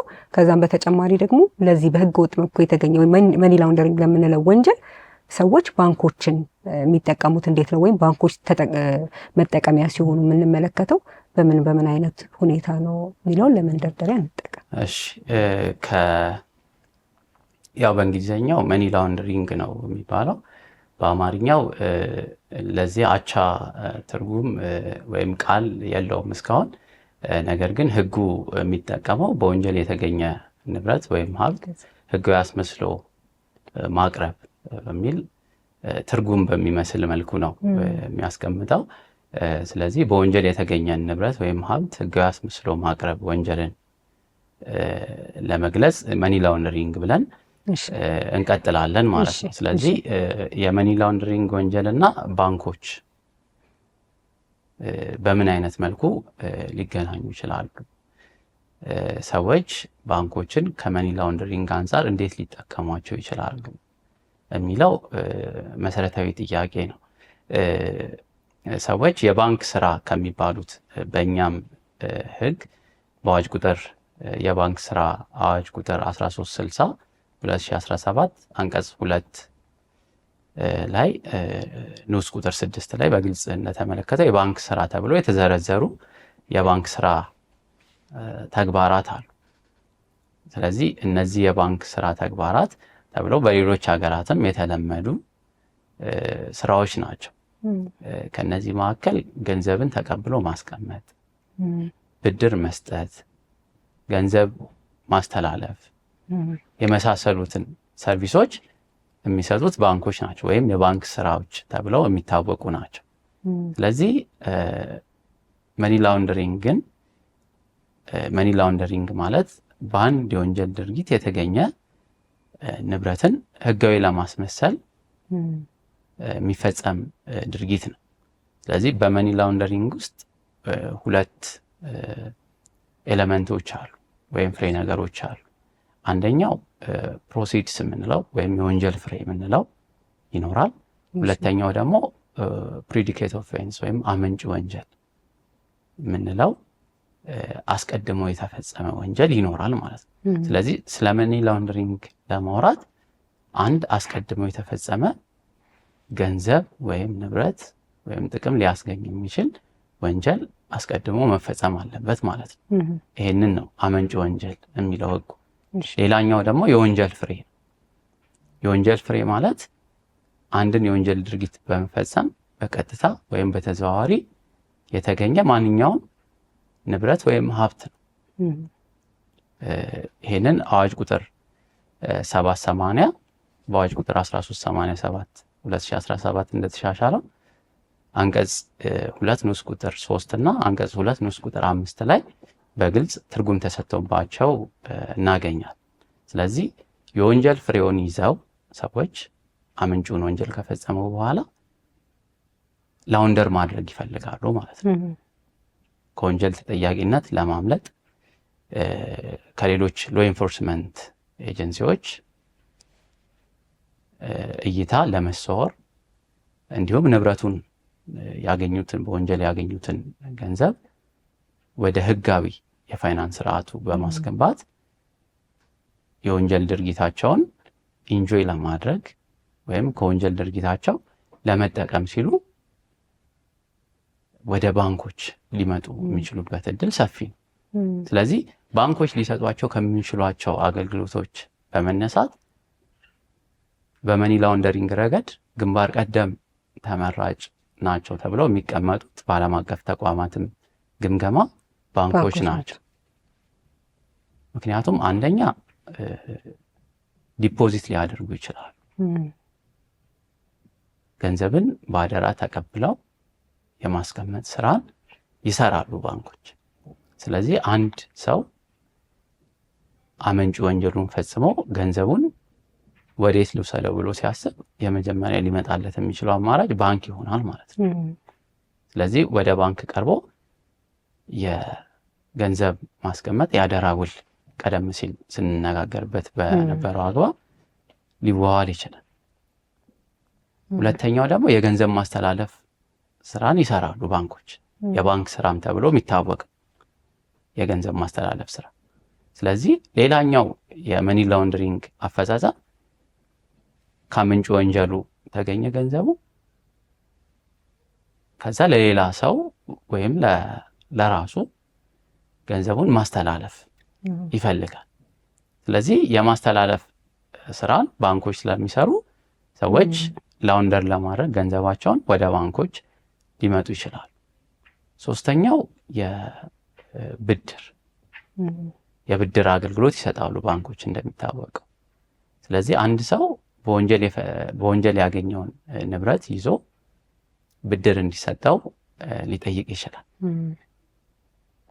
ስለዚህ በእነዚህ አግባብ ባንኮች ለመኒ ላውንደሪንግ ተጋላጭ ሊሆኑ የሚችሉበት እድል አለ ማለት ነው። ስለዚህ መኒ ላውንደሪንግ ወንጀል ቀድሞ የተሰራ ሌላ ወንጀልን ለመከለል ወይም ደግሞ ለመሸፈን ነው ምንል ከሆነ ሁልጊዜ መኒ ላውንደሪንግ ላይ የሚሳተፉ ተሳታፊዎች ወይም ክስ የሚቀርብላባቸው ወይም ጥፋተኛ ተብሎ ወንጀለኛ የሚባሉ ሰዎች በሙሉ ስለ ቀድሞ ወንጀሎች የሚያውቁ ናቸው ልንል እንችላለን? ወይንስ ሳያውቁ ነገር ግን በዚህ ሂደት ውስጥ በማለፋቸው ምክንያት ብቻ በመኒ ላውንደሪንግ ወንጀል ተጠያቂ ሊሆኑ የሚችሉበት አጋጣሚ አለ? ካለ ደግሞ ከእንደዚህ አይነት ነገሮች ለማለፍ ሰዎች የማያውቋቸው ጉዳዮች ውስጥ ገብተው ወይም በማያውቁት ባልተሳተፉበት ጉዳይ በዚህ ወንጀል ተጠያቂነት እንዳይኖርባቸው ደግሞ እንዴት አድርገው ሊያልፉት ወይም ደግሞ ይሄ እንዳይፈጸም ሊያደርጉ ይችላሉ? አዎ የመኒ ላውንደሪንግ ወንጀል ግዴታ ሌላ ወንጀል አስቀድሞ መፈጸም ይኖርበታል። ነገር ግን አሁን ባለው ሕግ በአዋጅ ቁጥር 780 በወንጀል የተገኘ ንብረት ወይም ሀብት ሕጋዊ አስመስሎ ማቅረብ እና ሽብርተኝነትን በገንዘብ መርዳት ወንጀሎችን ለመከላከልና ለመቆጣጠር የወጣ አዋጅ ቁጥር 780 2005 በአዋጅ ቁጥር 1387 2017 እንደተሻሻለው መኒ ላውንደሪንግ በተለያየ መልኩ ሊፈጸም እንደሚችል ወይም ተጠያቂነትን ሊያስከትል እንደሚችል የአዋጁ አንቀጽ 29 ያመለክታል።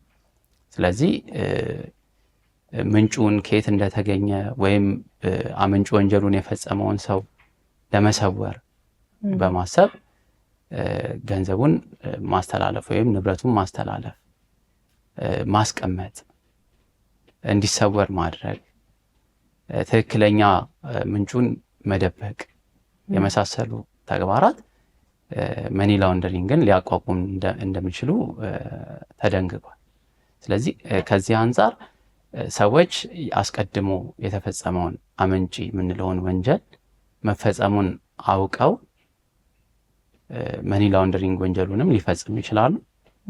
አሊያም ደግሞ አመንጪ ወንጀሉን መፈጸሙን ሳያውቁ የወንጀል ድርጊቱን ሊፈጽሙ ይችላሉ። እያወቁ ከፈጸሙ የሀሳብ ክፍላቸው ኢንቴንሽናል ስለሚሆን ወይም አስበው የፈጸሙት ስለሆነ አውቶማቲካሊ የወንጀል ተጠያቂነቱ ይከተላቸዋል።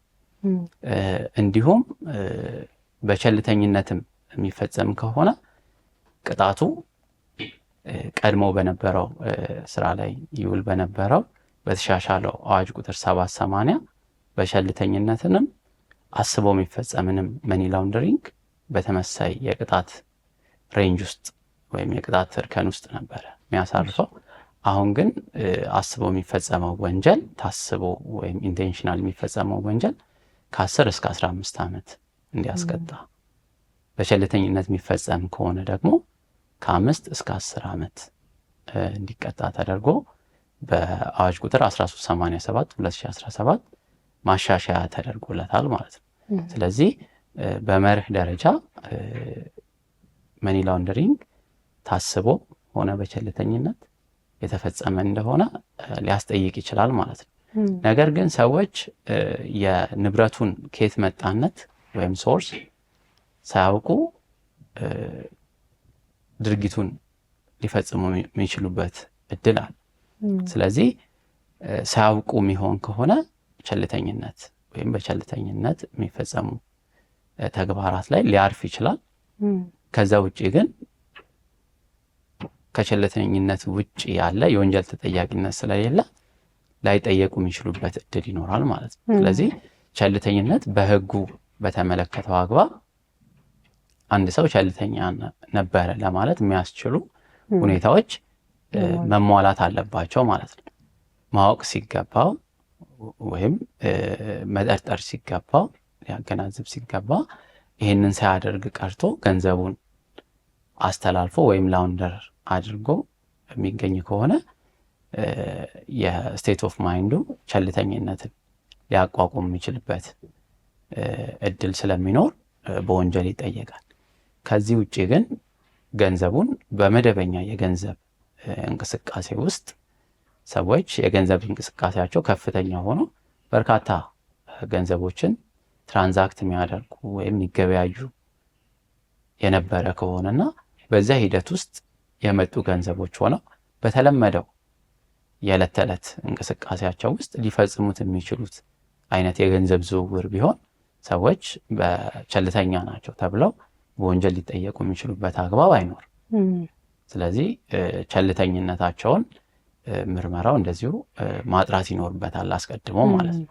በጣም ዝቅተኛ የሆነ የገንዘብ እንቅስቃሴ ሲያደርጉ የነበሩ ሰዎች ኦል ኦፍ ሰደን በድንገት በጣም ከፍተኛ የሚባል የገንዘብ እንቅስቃሴ ቢያደርጉ ወይም ገንዘብ ቢመጣላቸውና እሱኑ መልሰው ቢያስተላልፉ ወይም ቢያዘዋውሩ ወይም ቢጠቀሙ እንደዚሁ ቸልተኛ ናቸው ሊያስብል የሚችልበት እድል ይኖራል። ከዛም አልፎ እያወቁም ሊሆን ይችላል የወንጀሉ ያምንጭ ወንጀሉን መፈጸምም እያወቁም ሊሆን ይችላል ማለት ነው። ከዛ በመለስ ግን በመደበኛው እንቅስቃሴ ቸልተኛ ነበሩ ሊያስብል በማይችል ሁኔታ የተፈጸሙ ግብይቶች የወንጀል ተጠያቂነትን አያስከትሉም ማለት ነው። ከዚህ ከቸልተኝነት ጋር ተያይዞ ብንነጋገርበት ደስ የሚለኝ ነገር አሁን አስቦ የተፈጸመ ወንጀል ሲሆን ወይም ኢንቴንሽናሊ ሰው ወንጀሉን ፈጽሟል ሲባል ብዙ አከራካሪ አይደለም አስቦ ስለመሆኑ ማስረዳትን።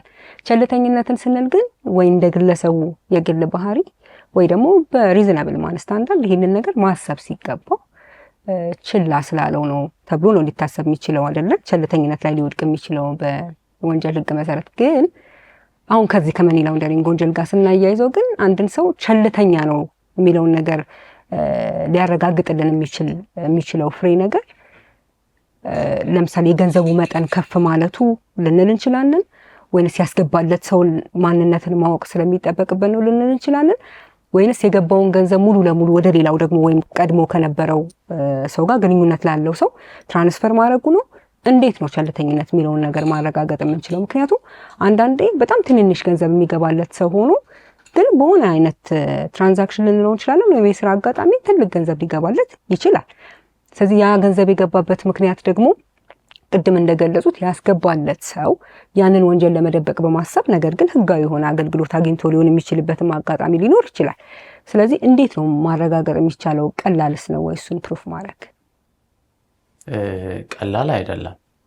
የአንድን ሰው ቸልተኝነት በተለይ በመኒ ላውንደሪንግ ወንጀል አፈጻጸም ውስጥ የአንድን ሰው ቸልተኛ መሆን አለመሆን ለማረጋገጥ ቀላል ሂደት ወይም ቀላል ስራ አይደለም። ነገር ግን ሰዎች ካላቸው ስቴት ኦፍ ማይንድ አንፃር ቸልተኝነት እንዲሁም ታስቦ የሚፈጸሙ ወንጀሎች የስቴት ኦፍ ማይንድ የሀሳብ ክፍል የሚባሉት ቸልተኝነትና ታስቦ የሚፈጸሙ ናቸው።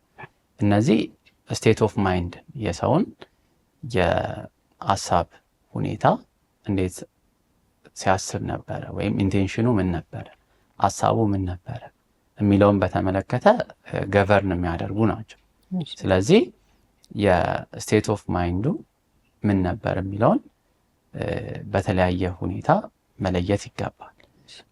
በተለይ ቸልተኝነት ላይ ሲሆን የሰውየው የቀደመ ታሪክ፣ የነበረው እንቅስቃሴ፣ የገንዘብ ዝውውር፣ ያለው ሀብት፣ ሊኖሩ የሚችሉ ትራንዛክሽኖች፣ ስራው ምንድን ነበረ፣ ምን አይነት ስራ ይሰራ ነበረ፣ ለእንደዚህ አይነት ትራንዛክሽን የሚጋብዝ ታሪክ ነበረ ወይ፣ ስራ አለ ወይ፣ እንደዛ ለማድረግ ምን አይነት ምንጮች አሉት።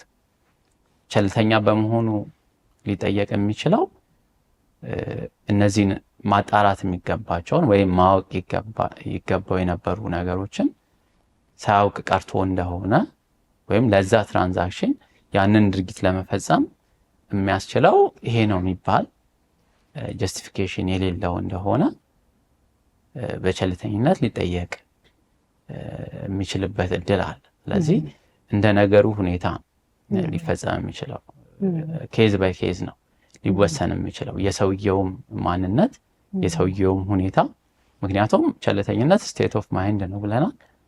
የሰውየው አረዳድ፣ የሰውየው ግንዛቤ፣ የሰውየው ሀሳብ ኢንቴንሽን ምን ነበረ የሚለውን መለየት ያስፈልጋል ማለት ነው።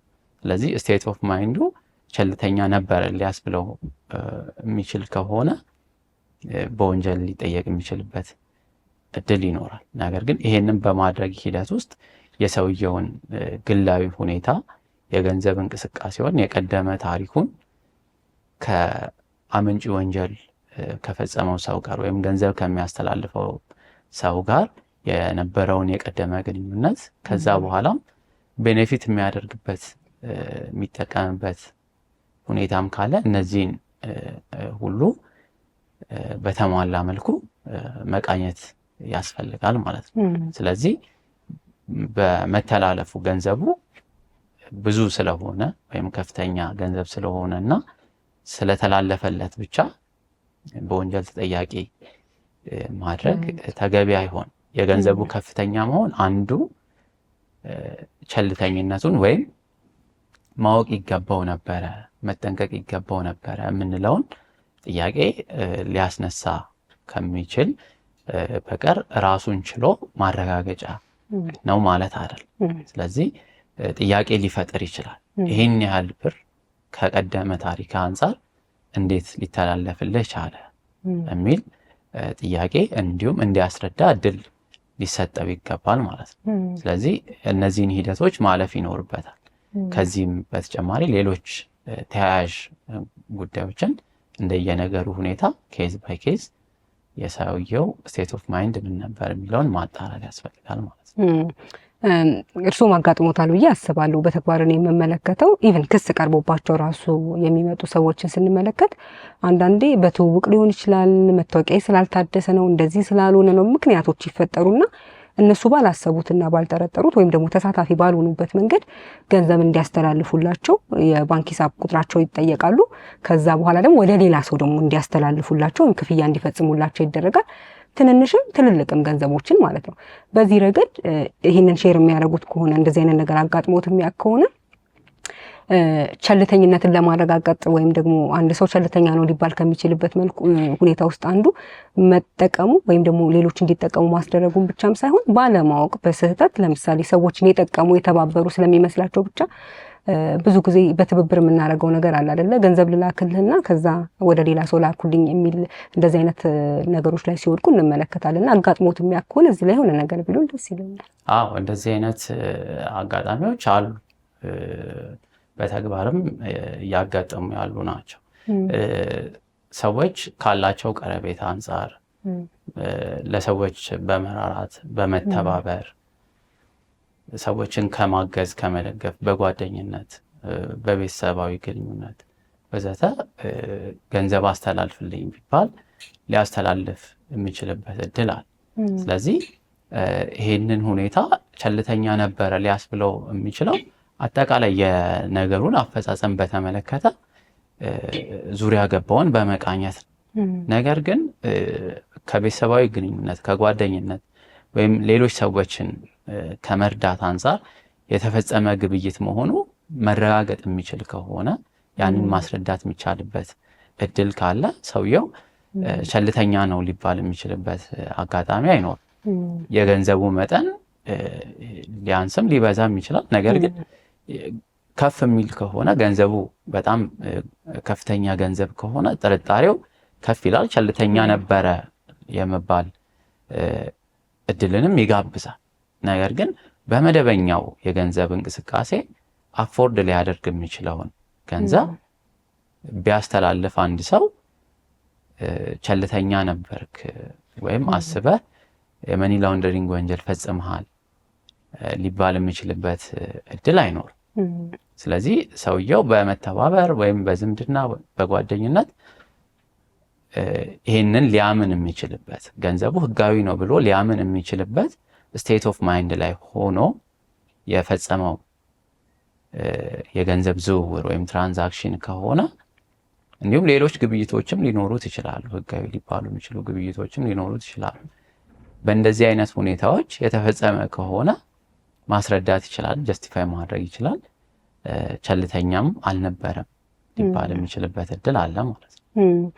ከዚሁ ጋር ተያይዞ የሰዎች ገንዘብ ሊተላለፍላቸው የሚችለው ለሰጡት አገልግሎት ሊሆን ይችላል፣ ለሸጡት እቃ ሊሆን ይችላል። ግን ለምሳሌ የሸጡለት ሰው ወይም አገልግሎቱን የሰጡት ሰው ግን በእንደዚህ አይነት የወንጀል ተግባር ውስጥ የተሰማራ ወይም ቅድም ስንገልጸው የነበረው አይነት ምንጩ ያ የሆነን ገንዘብ ትራንስፈር ሊያደርግላቸው ወይም ደግሞ ያንን ገንዘብ ወደ ባንክ ሂሳባቸው ሊያስገባ የሚችልበት አጋጣሚ አለ። እንደዚህ በሚሆንበት ጊዜ በተግባር የምንመለከተው ለምሳሌ የተጠረጠረው ሰው ወይም ደግሞ በዚህ ጉዳይ ላይ ምርመራ የሚደረግበት ሰው አንድ ሰው ይሆንና ወይም ደግሞ የሆኑ ግሩፕ ኦፍ እንትኖች ይሆኑና ግን የተላለፈላቸው ሰዎች በሙሉ ከዛ አካውንት ሂሳብ የተላለፈላቸው ሰዎች በሙሉ አካውንታቸው እንዲታገድ ሲደረግ የምንመለከተው አለ። ሁለተኛ ነገር ደግሞ እነሱም ብቻም ሳይሆን እነሱ ትራንስፈር ያደረጉላቸው ሰዎች ራሱ ሶስተኛ ወገኖች ጭምር ተከትሎ ያንን ትራንዛክሽን ተከትሎ የባንክ ሂሳባቸው ሲታገድ እንመለከታለን። ሁለት ጥያቄ ነው እዚህ ጋር ያለኝ። አንደኛ በምን የህግ መነሻ ነው ይሄ የሚደረገው?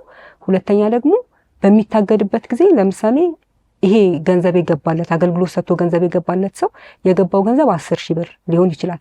አካውንት ውስጥ ያለው ገንዘብ ግን ከዛ አማውንት በላይ ሊሆን ይችላል። ሲታገድ ግን ሙሉ በሙሉ አካውንቱ የሚታገድበትን አሰራር እየተመለከትን ነው። ስለዚህ ከምን ህግ የመነጨ ነው ይሄ? ሁለተኛ ደግሞ አግባብነቱንስ እንዴት ያዩታል? እሺ፣ የንብረት እግድን በተመለከተ እግድ ማለት በስልጣን በተሰጠው አካል በጊዜያዊነት ንብረቱን እንዳይሸጥ፣ እንዳይለውጥ፣ ለሌላ ሶስተኛ ወገን እንዳያስተላልፍ የሚሰጥ ትዕዛዝ። ከዚህ አንጻር የተለያዩ አካላት የእግድ ትዕዛዝ ሊሰጡ ይችላሉ። በመርህ ደረጃ ፍርድ ቤቶች ናቸው የእግድ ትዕዛዝ ሊሰጡ የሚችሉት። ነገር ግን በጣም አንገብጋቢና ጊዜ የማይሰጥ አይነት ሁኔታ ሲኖር ሌሎች አካላት በንብረት ማስመለስ አዋጅ ቁጥር 1364/2017 አንቀጽ 15 መሰረት የፍትህ ሚኒስትር ወይም ሚኒስትሩ የሚወክሉት ሌላ ሰው ጊዜያዊ እግድ እንዲሰጥ ለ3 የስራ ቀናት የማይበልጥ ጊዜ ንብረቱ እንዳይዘዋወር፣ እንዳይሸጥ፣ እንዳይለወጥ ትዕዛዝ ሊሰጥ ይችላል። ይህንን ከማድረግ አስቀድሞ ግን መጣራት የሚኖርባቸው ፍሬ ነገሮች አሉ። አንድ ሰው በህገ መንግስቱ አንቀጽ 40 መሰረት ንብረት የማፍራት መብት አለ። ስለዚህ ንብረት የማፍራት መብቱ ሊገለጽባቸው ከሚችሉ ሁኔታዎች መካከል አንዱ የንብረት ባለቤት መሆኑ። ስለዚህ የንብረት ባለቤት የሆነበትን በጉልበቱ በመፍጠር ችሎታው ወይንም ደግሞ በካፒታሉ በገንዘቡ ገዝቶ ወይም በጉልበቱ ጥሮ ግሮ ያፈራው ሀብት እንዲሁም በመፍጠር ችሎታው በኢንቴሌክቹዋል ፕሮፐርቲ በምንለው አግባብ ያፈራቸው ንብረቶች በሙሉ የህግ ጥበቃ ሊደረግላቸው ይገባል። ባለቤትነት the widest right ነው በአንድ ንብረት ላይ።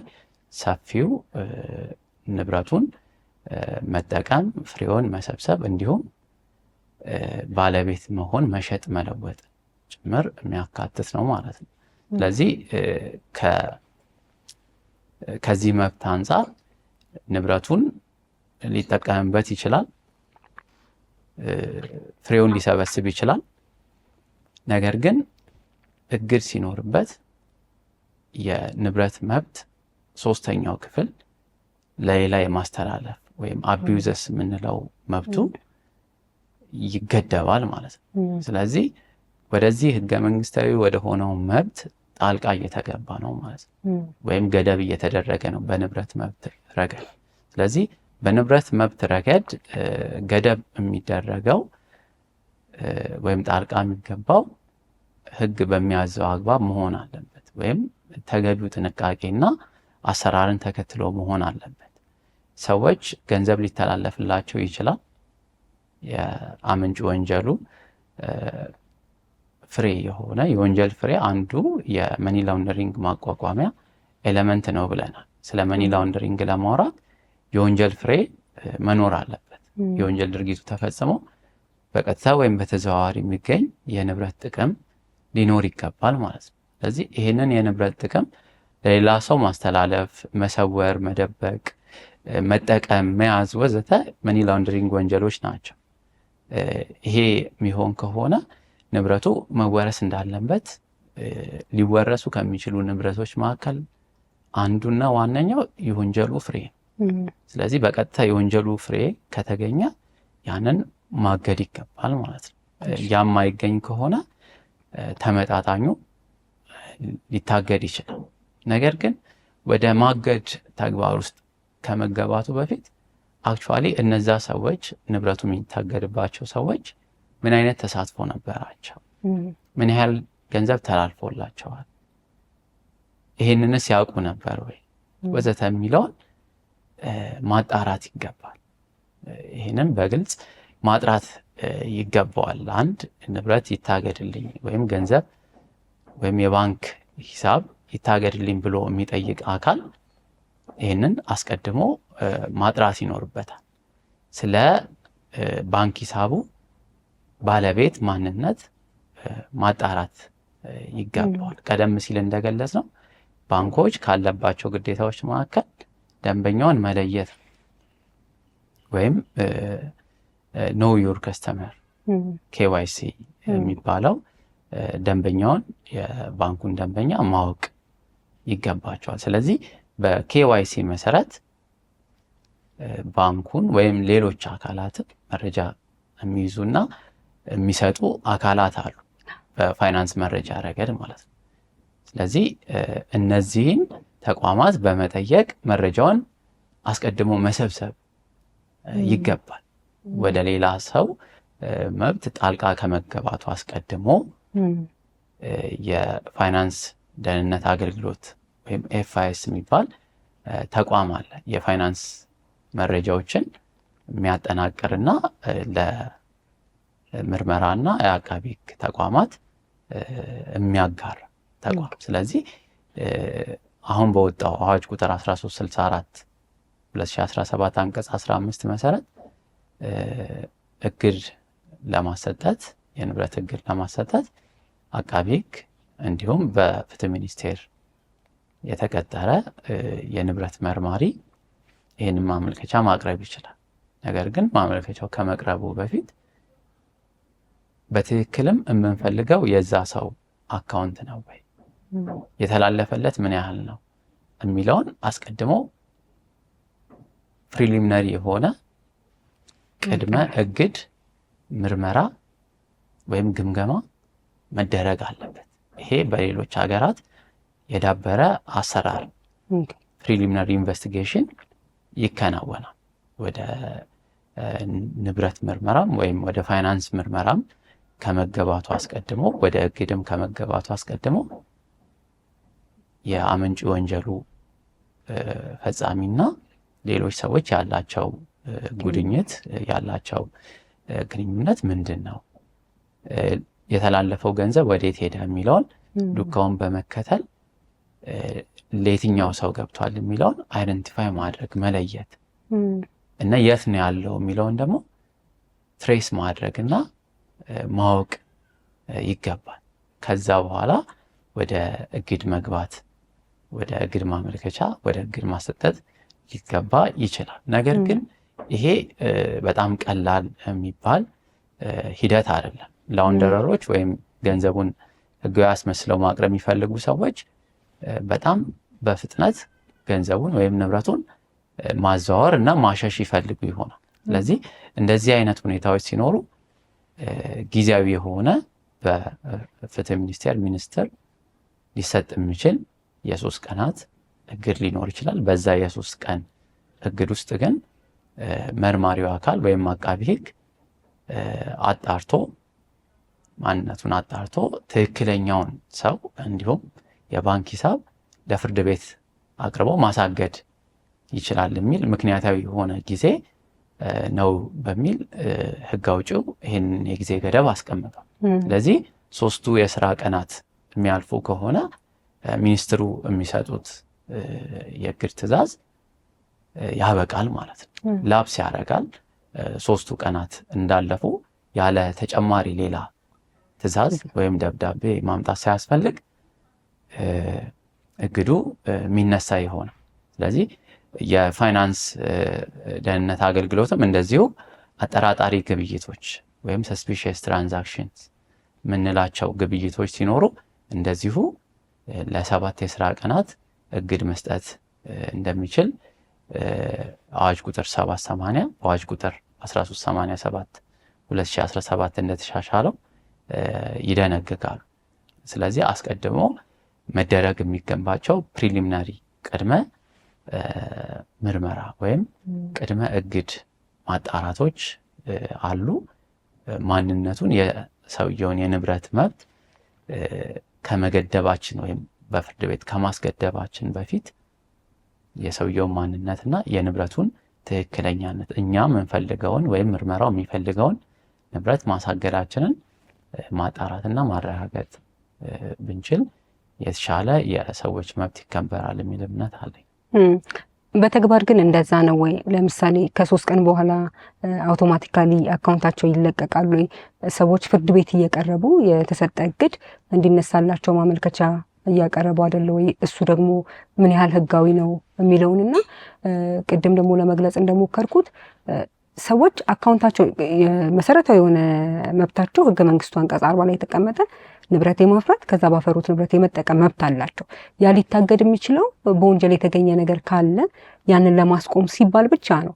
ስለዚህ ሌሎች ሰዎች በሰሩት ተሳትፏቸው ባልተረጋገጠበትና ቅድም ደግሞ እንደገለጽኩት ያገኙት ያንን ገንዘብ ያገኙት የሆነ ነገር ሸጠው ወይም ህጋዊ የሆነ ትራንዛክሽን ፈጽመው መሆኑ ከተረጋገጠ ለምንድን ነው የሚታገደው የሚለው ነገር ላይ ብናወራበት ደስ ይለኛል። ምክንያቱም እንደተባለው ትክክል ነው። በመኒ ላውንደሪንግ የሚገኙ ገንዘቦች ቶሎ ወደ ሌላ ሊሸሹ ይችላሉ፣ ላናገኘው እንችላለን። ስለዚህ ገንዘቡን የሚሄድበትን ማስቆም አለብን፣ ወይም ደግሞ አላግባብ ሰዎች እንዳይጠቀሙበት ማድረግ ይጠበቅብናል። ግን የተላለፈላቸው ሰዎች በህጋዊ መንገድ ያገኙት መሆኑ በጣም በቀላል መልኩ ለምሳሌ የተገበያዩበትን ደረሰኝ በማቅረብ ሊሆን ይችላል። በተለያዩ መንገዶች ማረጋገጥ የሚቻል ከሆነ ግን ሊታገድ የሚገባው ነው ወይ? የግድ ከዛኛው ሰው ወንጀል የፈጸመው ሰው የተጠቀመበት ስለሆነ ብቻ ሁለተኛ ላይ ገንዘቡን በህጋዊ መንገድ ያገኘው አካል ወይም ደግሞ ግለሰብ ያንን እንዳይጠቀምበት ማድረጉስ ከመጀመሪያው ወንጀል ጋር ግንኙነት ስላለው ብቻ ያንን ማገዱ ወይም በኋላ ላይ ደግሞ ቅድም እንደገለጹት የሚታገድበት ዋና ዓላማ እስከ መውረስ ድረስ ሊሄድ ስለሆነ እሱስ አግባብ ነው? በጣም ጥሩ ጥያቄ ነው። ከመውረስ ጋር ተያይዞ ግብይትን በተመለከተ ጀስቲፋይ ማድረግ የሚችሉ ሰዎች አሉ።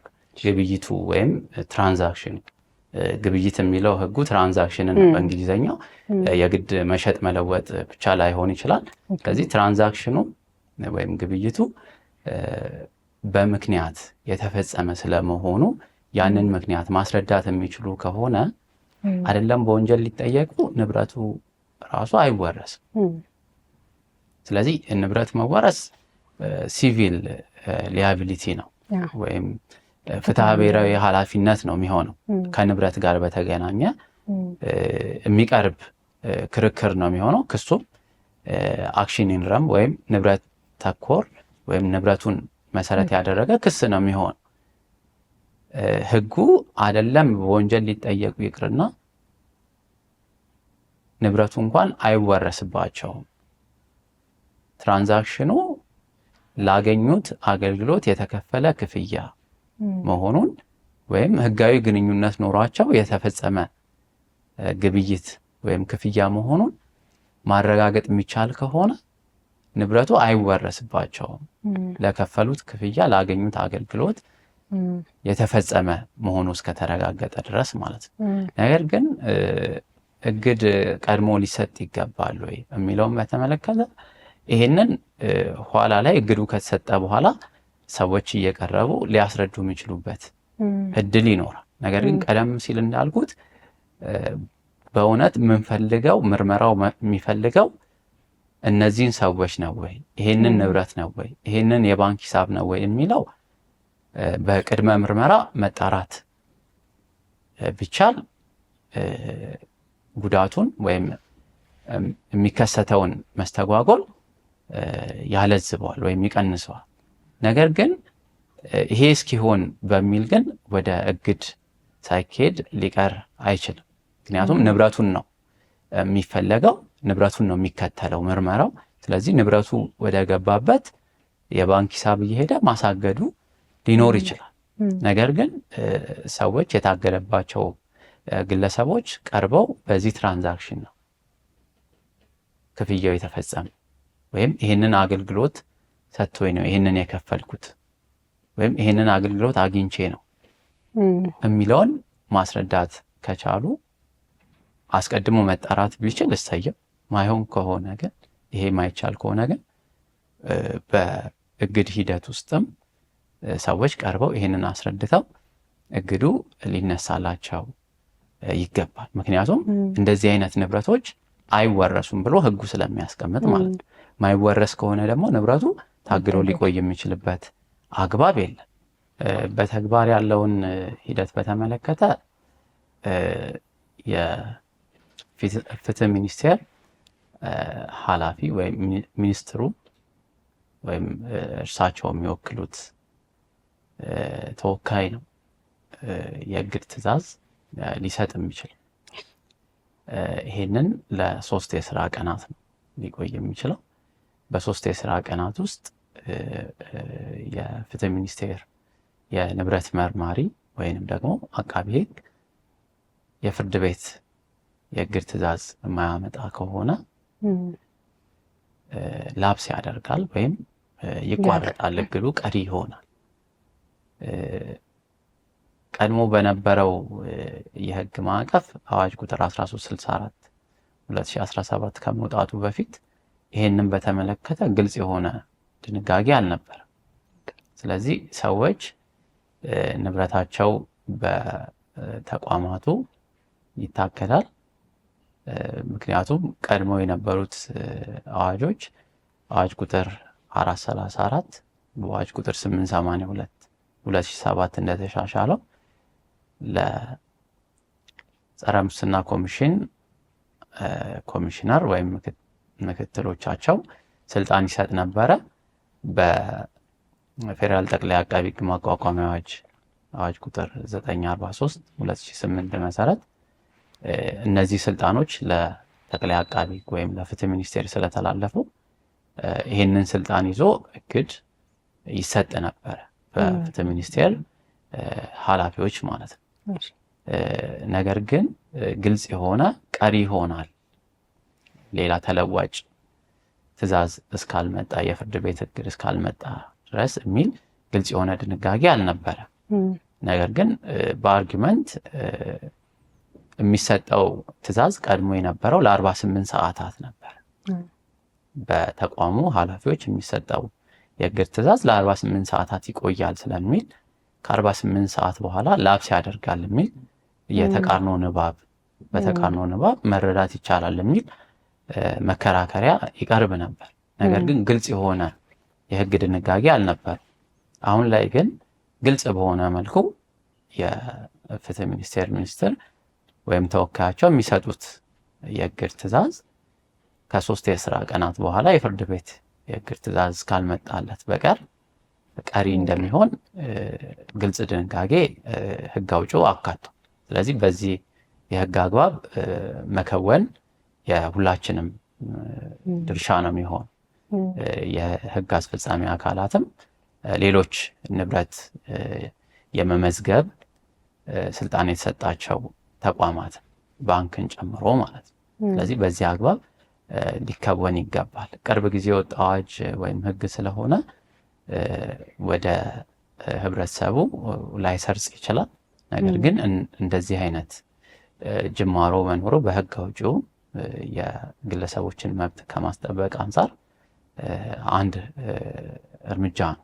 ስለዚህ በዚህ አግባብ ሁሉም ተቋማት ሊፈጽሙት ይገባል የሚል እምነት አለኝ። ወደፊትም በደንብ እየዳበረ የሚመጣ ሊሆን እንደሚችል ተስፋ አደርጋለሁ።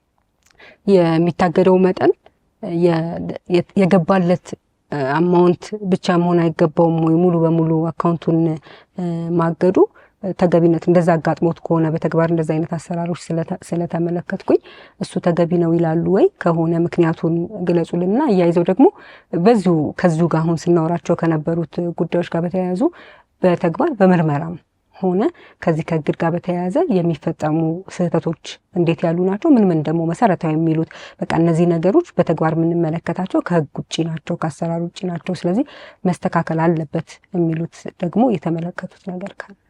እሺ፣ ከሚታገደው የገንዘብ መጠን አንጻር ልክ ነው። ሊወረስ የሚችለውን የገንዘብ ወይም የንብረት መጠን መነሻ ተደርጎ ነው ሊታገድ የሚገባው።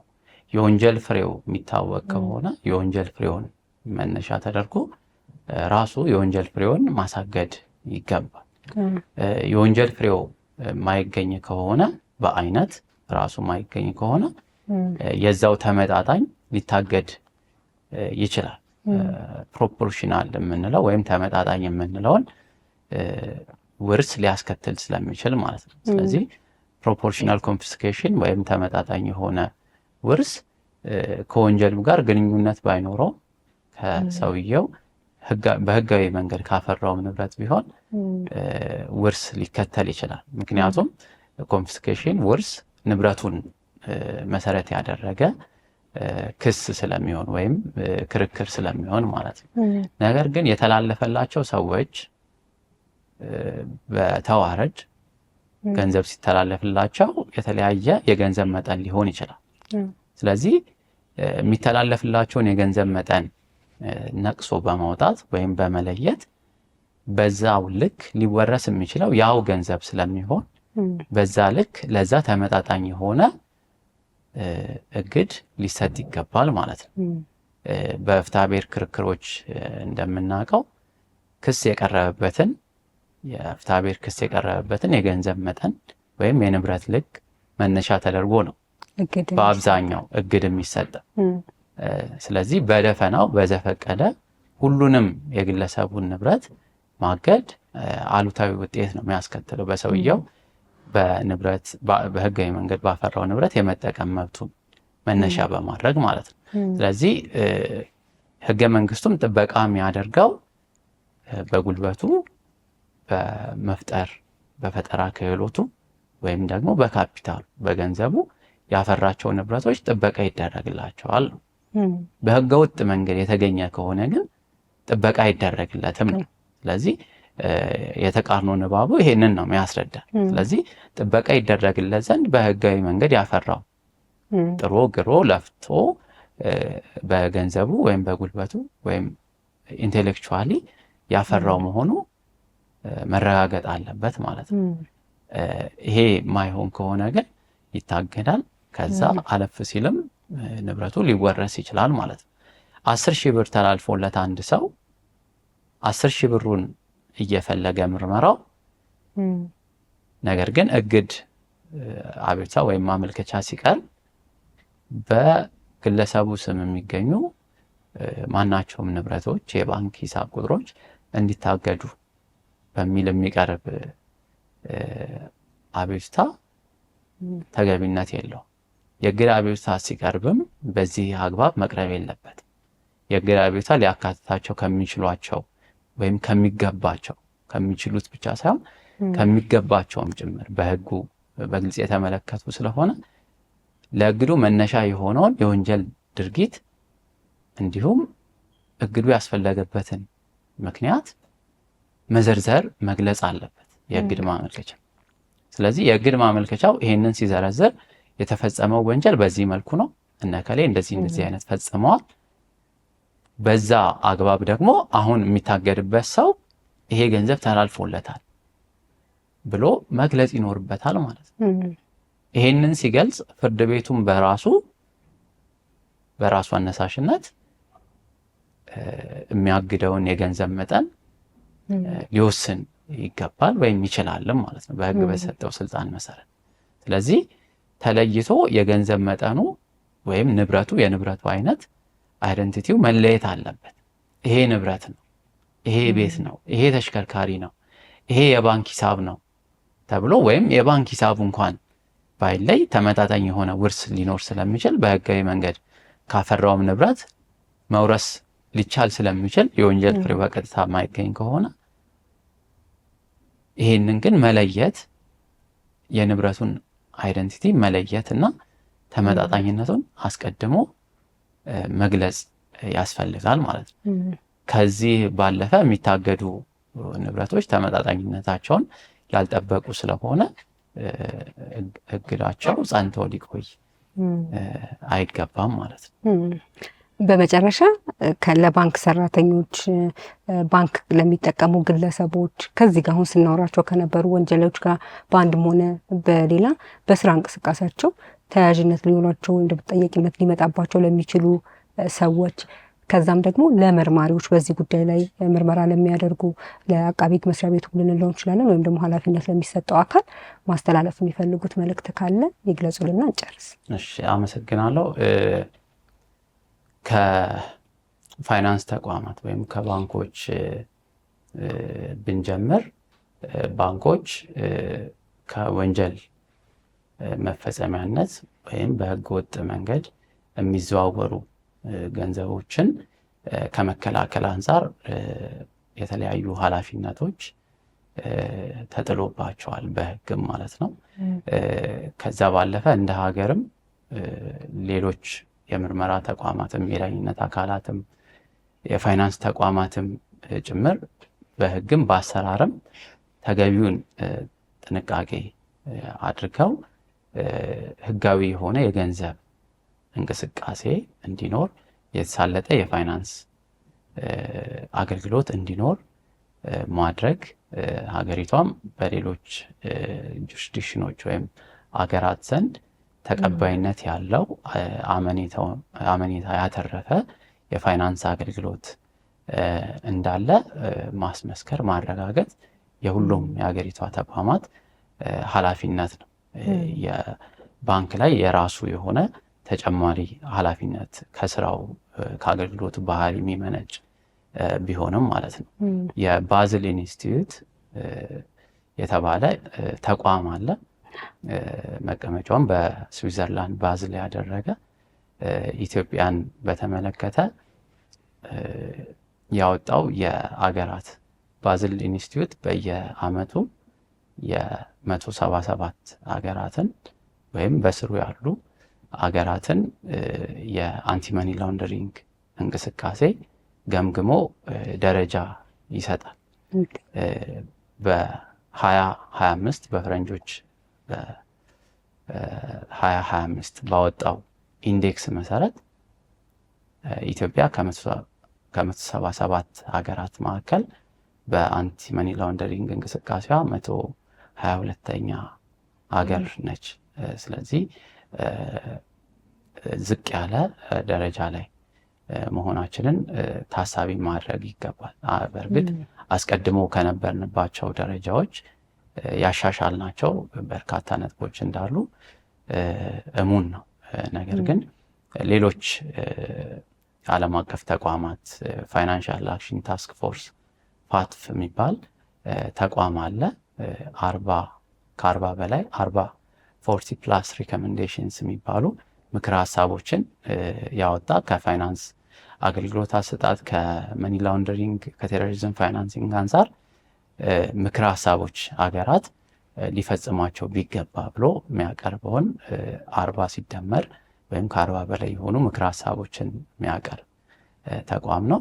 እነዚህን ምክረ ሀሳቦች መነሻ በማድረግ አገራት ህጎቻቸውን፣ አሰራሮቻቸውን፣ አገልግሎት አሰጣጣቸውን የሚቃኙበት ሁኔታ የባዝል ኢንስቲትዩትም እነዚህን መነሻ አድርጎ ነው ደረጃዎችን የሚያስቀምጥ ያለው። ከዛ ባለፈም ግሎባል ፋይናንሻል ኢንቴግሪቲ የሚባል ተቋም ኢትዮጵያ ከአፍሪካ ግንባር ቀደም 10 አገራት መካከል ኢሊሲት ፋይናንሻል ፍሎ ያለባቸው 10 የአፍሪካ ሀገራት መካከል አንዷ ናት የሚል ሪፖርት አውጥቷል። ግሎባል ፋይናንሻል ኢንቴግሪቲም እንደዚሁ ዓለም አቀፍ ተቋም ነው። የፋይናንስ ሀቀኝነትን ወይም የፋይናንስ ኢንቴግሪቲን በተመለከተ ሪፖርት የሚያወጣ። ስለዚህ አገራችን ብዙ መስራት ይጠበቅባታል። ከባንኮች ለመጀመር በህግ የተመለከቱ ግዴታዎች አሉ። ሪስክ ቤዝድ አፕሮችን መከተል ይኖርባቸዋል። ስጋቶቻቸውን፣ ሪስኮቻቸውን አስቀድመው ማጥናትና መለየት፣ ይህንንም ዶክመንት አድርገው መዝግበው ሰንደው ማስቀመጥ ይኖርባቸዋል። ሌላኛው ዲው ዲሊጀንስ የጥንቃቄ እርምጃዎችን መስራት ይኖርባቸዋል። ከስተመር ዲው ዲሊጀንስ በሁለት መልኩ ሊፈጸም ይችላል። አንደኛው ሲምፕሊፋይድ ወይም ቀላል የጥንቃቄ እርምጃ የምንለው ነው። የሰውየውን ማንነቱን የሚገልጹ ሰነዶችን፣ የተወለደበትን ቦታ፣ ስራውን ወዘተ መመዝገብን ሊያካትት ይሆናል። ከየት አካባቢ እንደመጣ ወዘተ መሰረት ተደርጎ ቀለል ያለ ዲው ዲሊጀንስ ሊሰራበት ይችላል። ሌላኛው ደግሞ ኢንሃንስድ የተጠናከረ የጥንቃቄ እርምጃ ደግሞ ሊወሰድባቸው የሚችሉ እንደ ሪስኩ መጠን ጂኦግራፊክ ሎኬሽኑን መነሻ በማድረግ ስራውን መነሻ በማድረግ የቢዝነስ አይነቱን መነሻ በማድረግ ወዘተ ኢንሃንስድ ወይም የተጠናከረ ዲው ዲሊጀንስ ወደ አገልግሎቱ ከመግባቱ በፊት ባንኩ የሰውየውን ማንነት በደንብ ማወቅ፣ የታሰበውን ቢዝነስ መስራት የፈለገውን ነገር አስቀድሞ ማጥናት፣ ብድርም ወይም ሌላ አገልግሎት የሚሰጥ ከሆነ ወደ አገልግሎቱ ከገባም በኋላ ተከታታይ የሆኑ ክትትሎችን ማድረግ ሊሆን ይችላል። ኬዋይሲ አሁን ላይ በተለያየ መልኩ እየተሻሻለ የመጣ ነው። ኖው ዩር ከስተመር የፋይዳ መታወቂያን ከባንክ ሂሳቦች ጋር የማስተሳሰር ሂደት በሰፊው እየተከናወነ ስለሆነ ከዚህም አንጻር የተሻለ ውጤት ሊመጣ ይችላል። ከዛ ባለፈ ደግሞ ሪከርድ ኪፒንግ ሪከርዶቻቸውን፣ ሲስተሞቻቸውን በሚገባ ጥንቅቅ አድርገው መያዝ፣ መዝግበው ማስቀመጥ፣ ሲስተሞቻቸው፣ ስርዓቶቻቸው ለአደጋ ተጋላጭ የማይሆኑበትን የተጠናከረ የሶፍትዌር ወይም ዘመኑ የሚፈቅደውን የአገልግሎት አሰጣጥ አማራጭ መከተል ቢችሉ የበለጠ የተሻለ የፋይናንስ አገልግሎት አሰጣጥ ይኖራቸዋል የሚል እምነት አለ።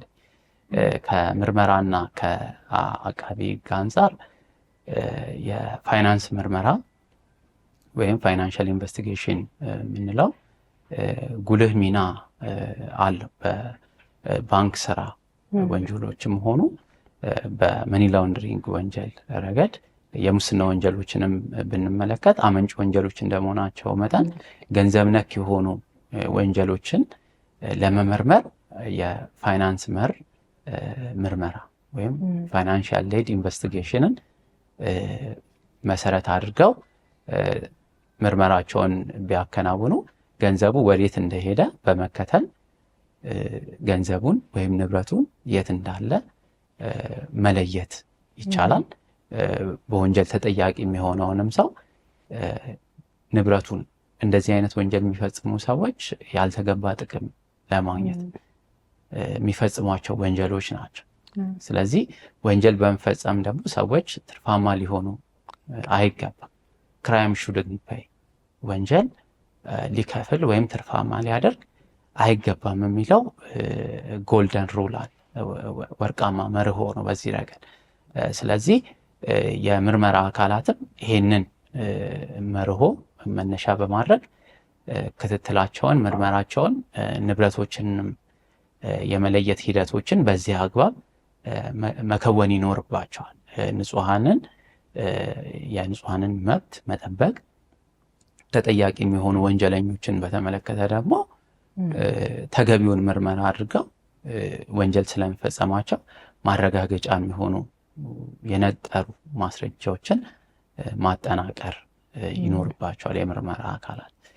አቃቢ ሕግም ክስ በማቅረብ ሂደት ውስጥም ሆነ የውርስ አቤቱታዎችን፣ እግዶችን በማቅረብ ሂደት ውስጥም ምን አይነት ተሳትፎ ነበራቸው ግለሰቦቹ፣ ክስ ሊቀርብባቸው የሚገቡ ናቸው አይደለም፣ ወንጀሉን ሲፈጽሙ የነበራቸው ስቴት ኦፍ ማይንድ ምን ነበረ፣ ወደ እግድም ስንሄድ ንብረቱ ከወንጀሉ ጋር ግንኙነት ያለው ነው ወይ፣ ግንኙነት ከሌለውና በቀጥታ የወንጀል ፍሬውን ማግኘት ማይቻልም ከሆነ ተመጣጣኝ የሆነው ምን ያህል ነው፣ ከዛ ሰውዬ የምፈልገው ምን ያህል ንብረት ነው መጠን የሚለውን አስቀድሞ መለየት፣ አይደንቲቲያቸውን መለየት ያስፈልጋል። በጣም ከፍተኛ የሆነ መስተጓጎል የአገልግሎት መስተጓጎል እየተፈጠረ ያለበት ሁኔታ አለ። ሰዎች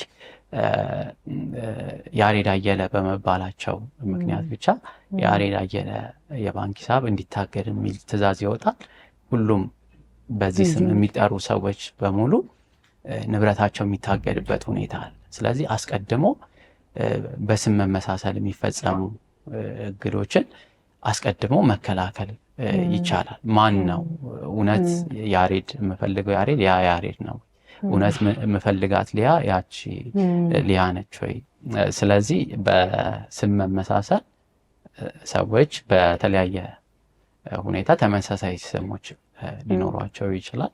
ስለዚህ ከየትኛውም አካባቢ ከመሀል ከተማም ከአዲስ አበባም ከክፍለ ሀገርም ከተለያዩ የጠረፍ አካባቢዎችም በተመሳሳይ ስም ሊጠሩ የሚችሉ ሰዎች ይኖራሉ። እነዚህ ሰዎች ሁሉ በስማቸው ሂሳብ በመኖሩ ብቻ ገንዘብ ሊታገድ የሚችልበት እድል እንዳይኖር አስቀድሞ የሚፈለገው ሰው ያ ሰው ነው ወይ? ከባንክ ወይም ከንብረት ከሚመዘግበው አካል የአይደንቲቲውን መለየት ማንነቱን መለየት ይቻላል። KYC ለዚህ ይጠቅማል። ኖ ዮር ከስተመር አይደንቲፊኬሽን በባንክ አገልግሎት ሂደት ውስጥ አንዱ የሚመዘገብና የሚያዝ መረጃ ስለሆነ እነዚህን ነገሮች ማጣራት ይገባል። ፍርድ ቤቶቻችንም እንደዚሁ ሕጉ በተቃኘበትና በተቀረጸበት አግባብ እንዲሁም የታለመለትን የሕግ አውጪውን ዓላማ ሕጉ የወጣበትን ዓላማ የሕግ አውጪውን ሐሳብ ከግምት ያስገባ የሕግ አተረጓጎም ሊከተሉ ይገባል። ንጹሐን በተለያየ መልኩ ክስ ሊቀርብባቸው ይችላል።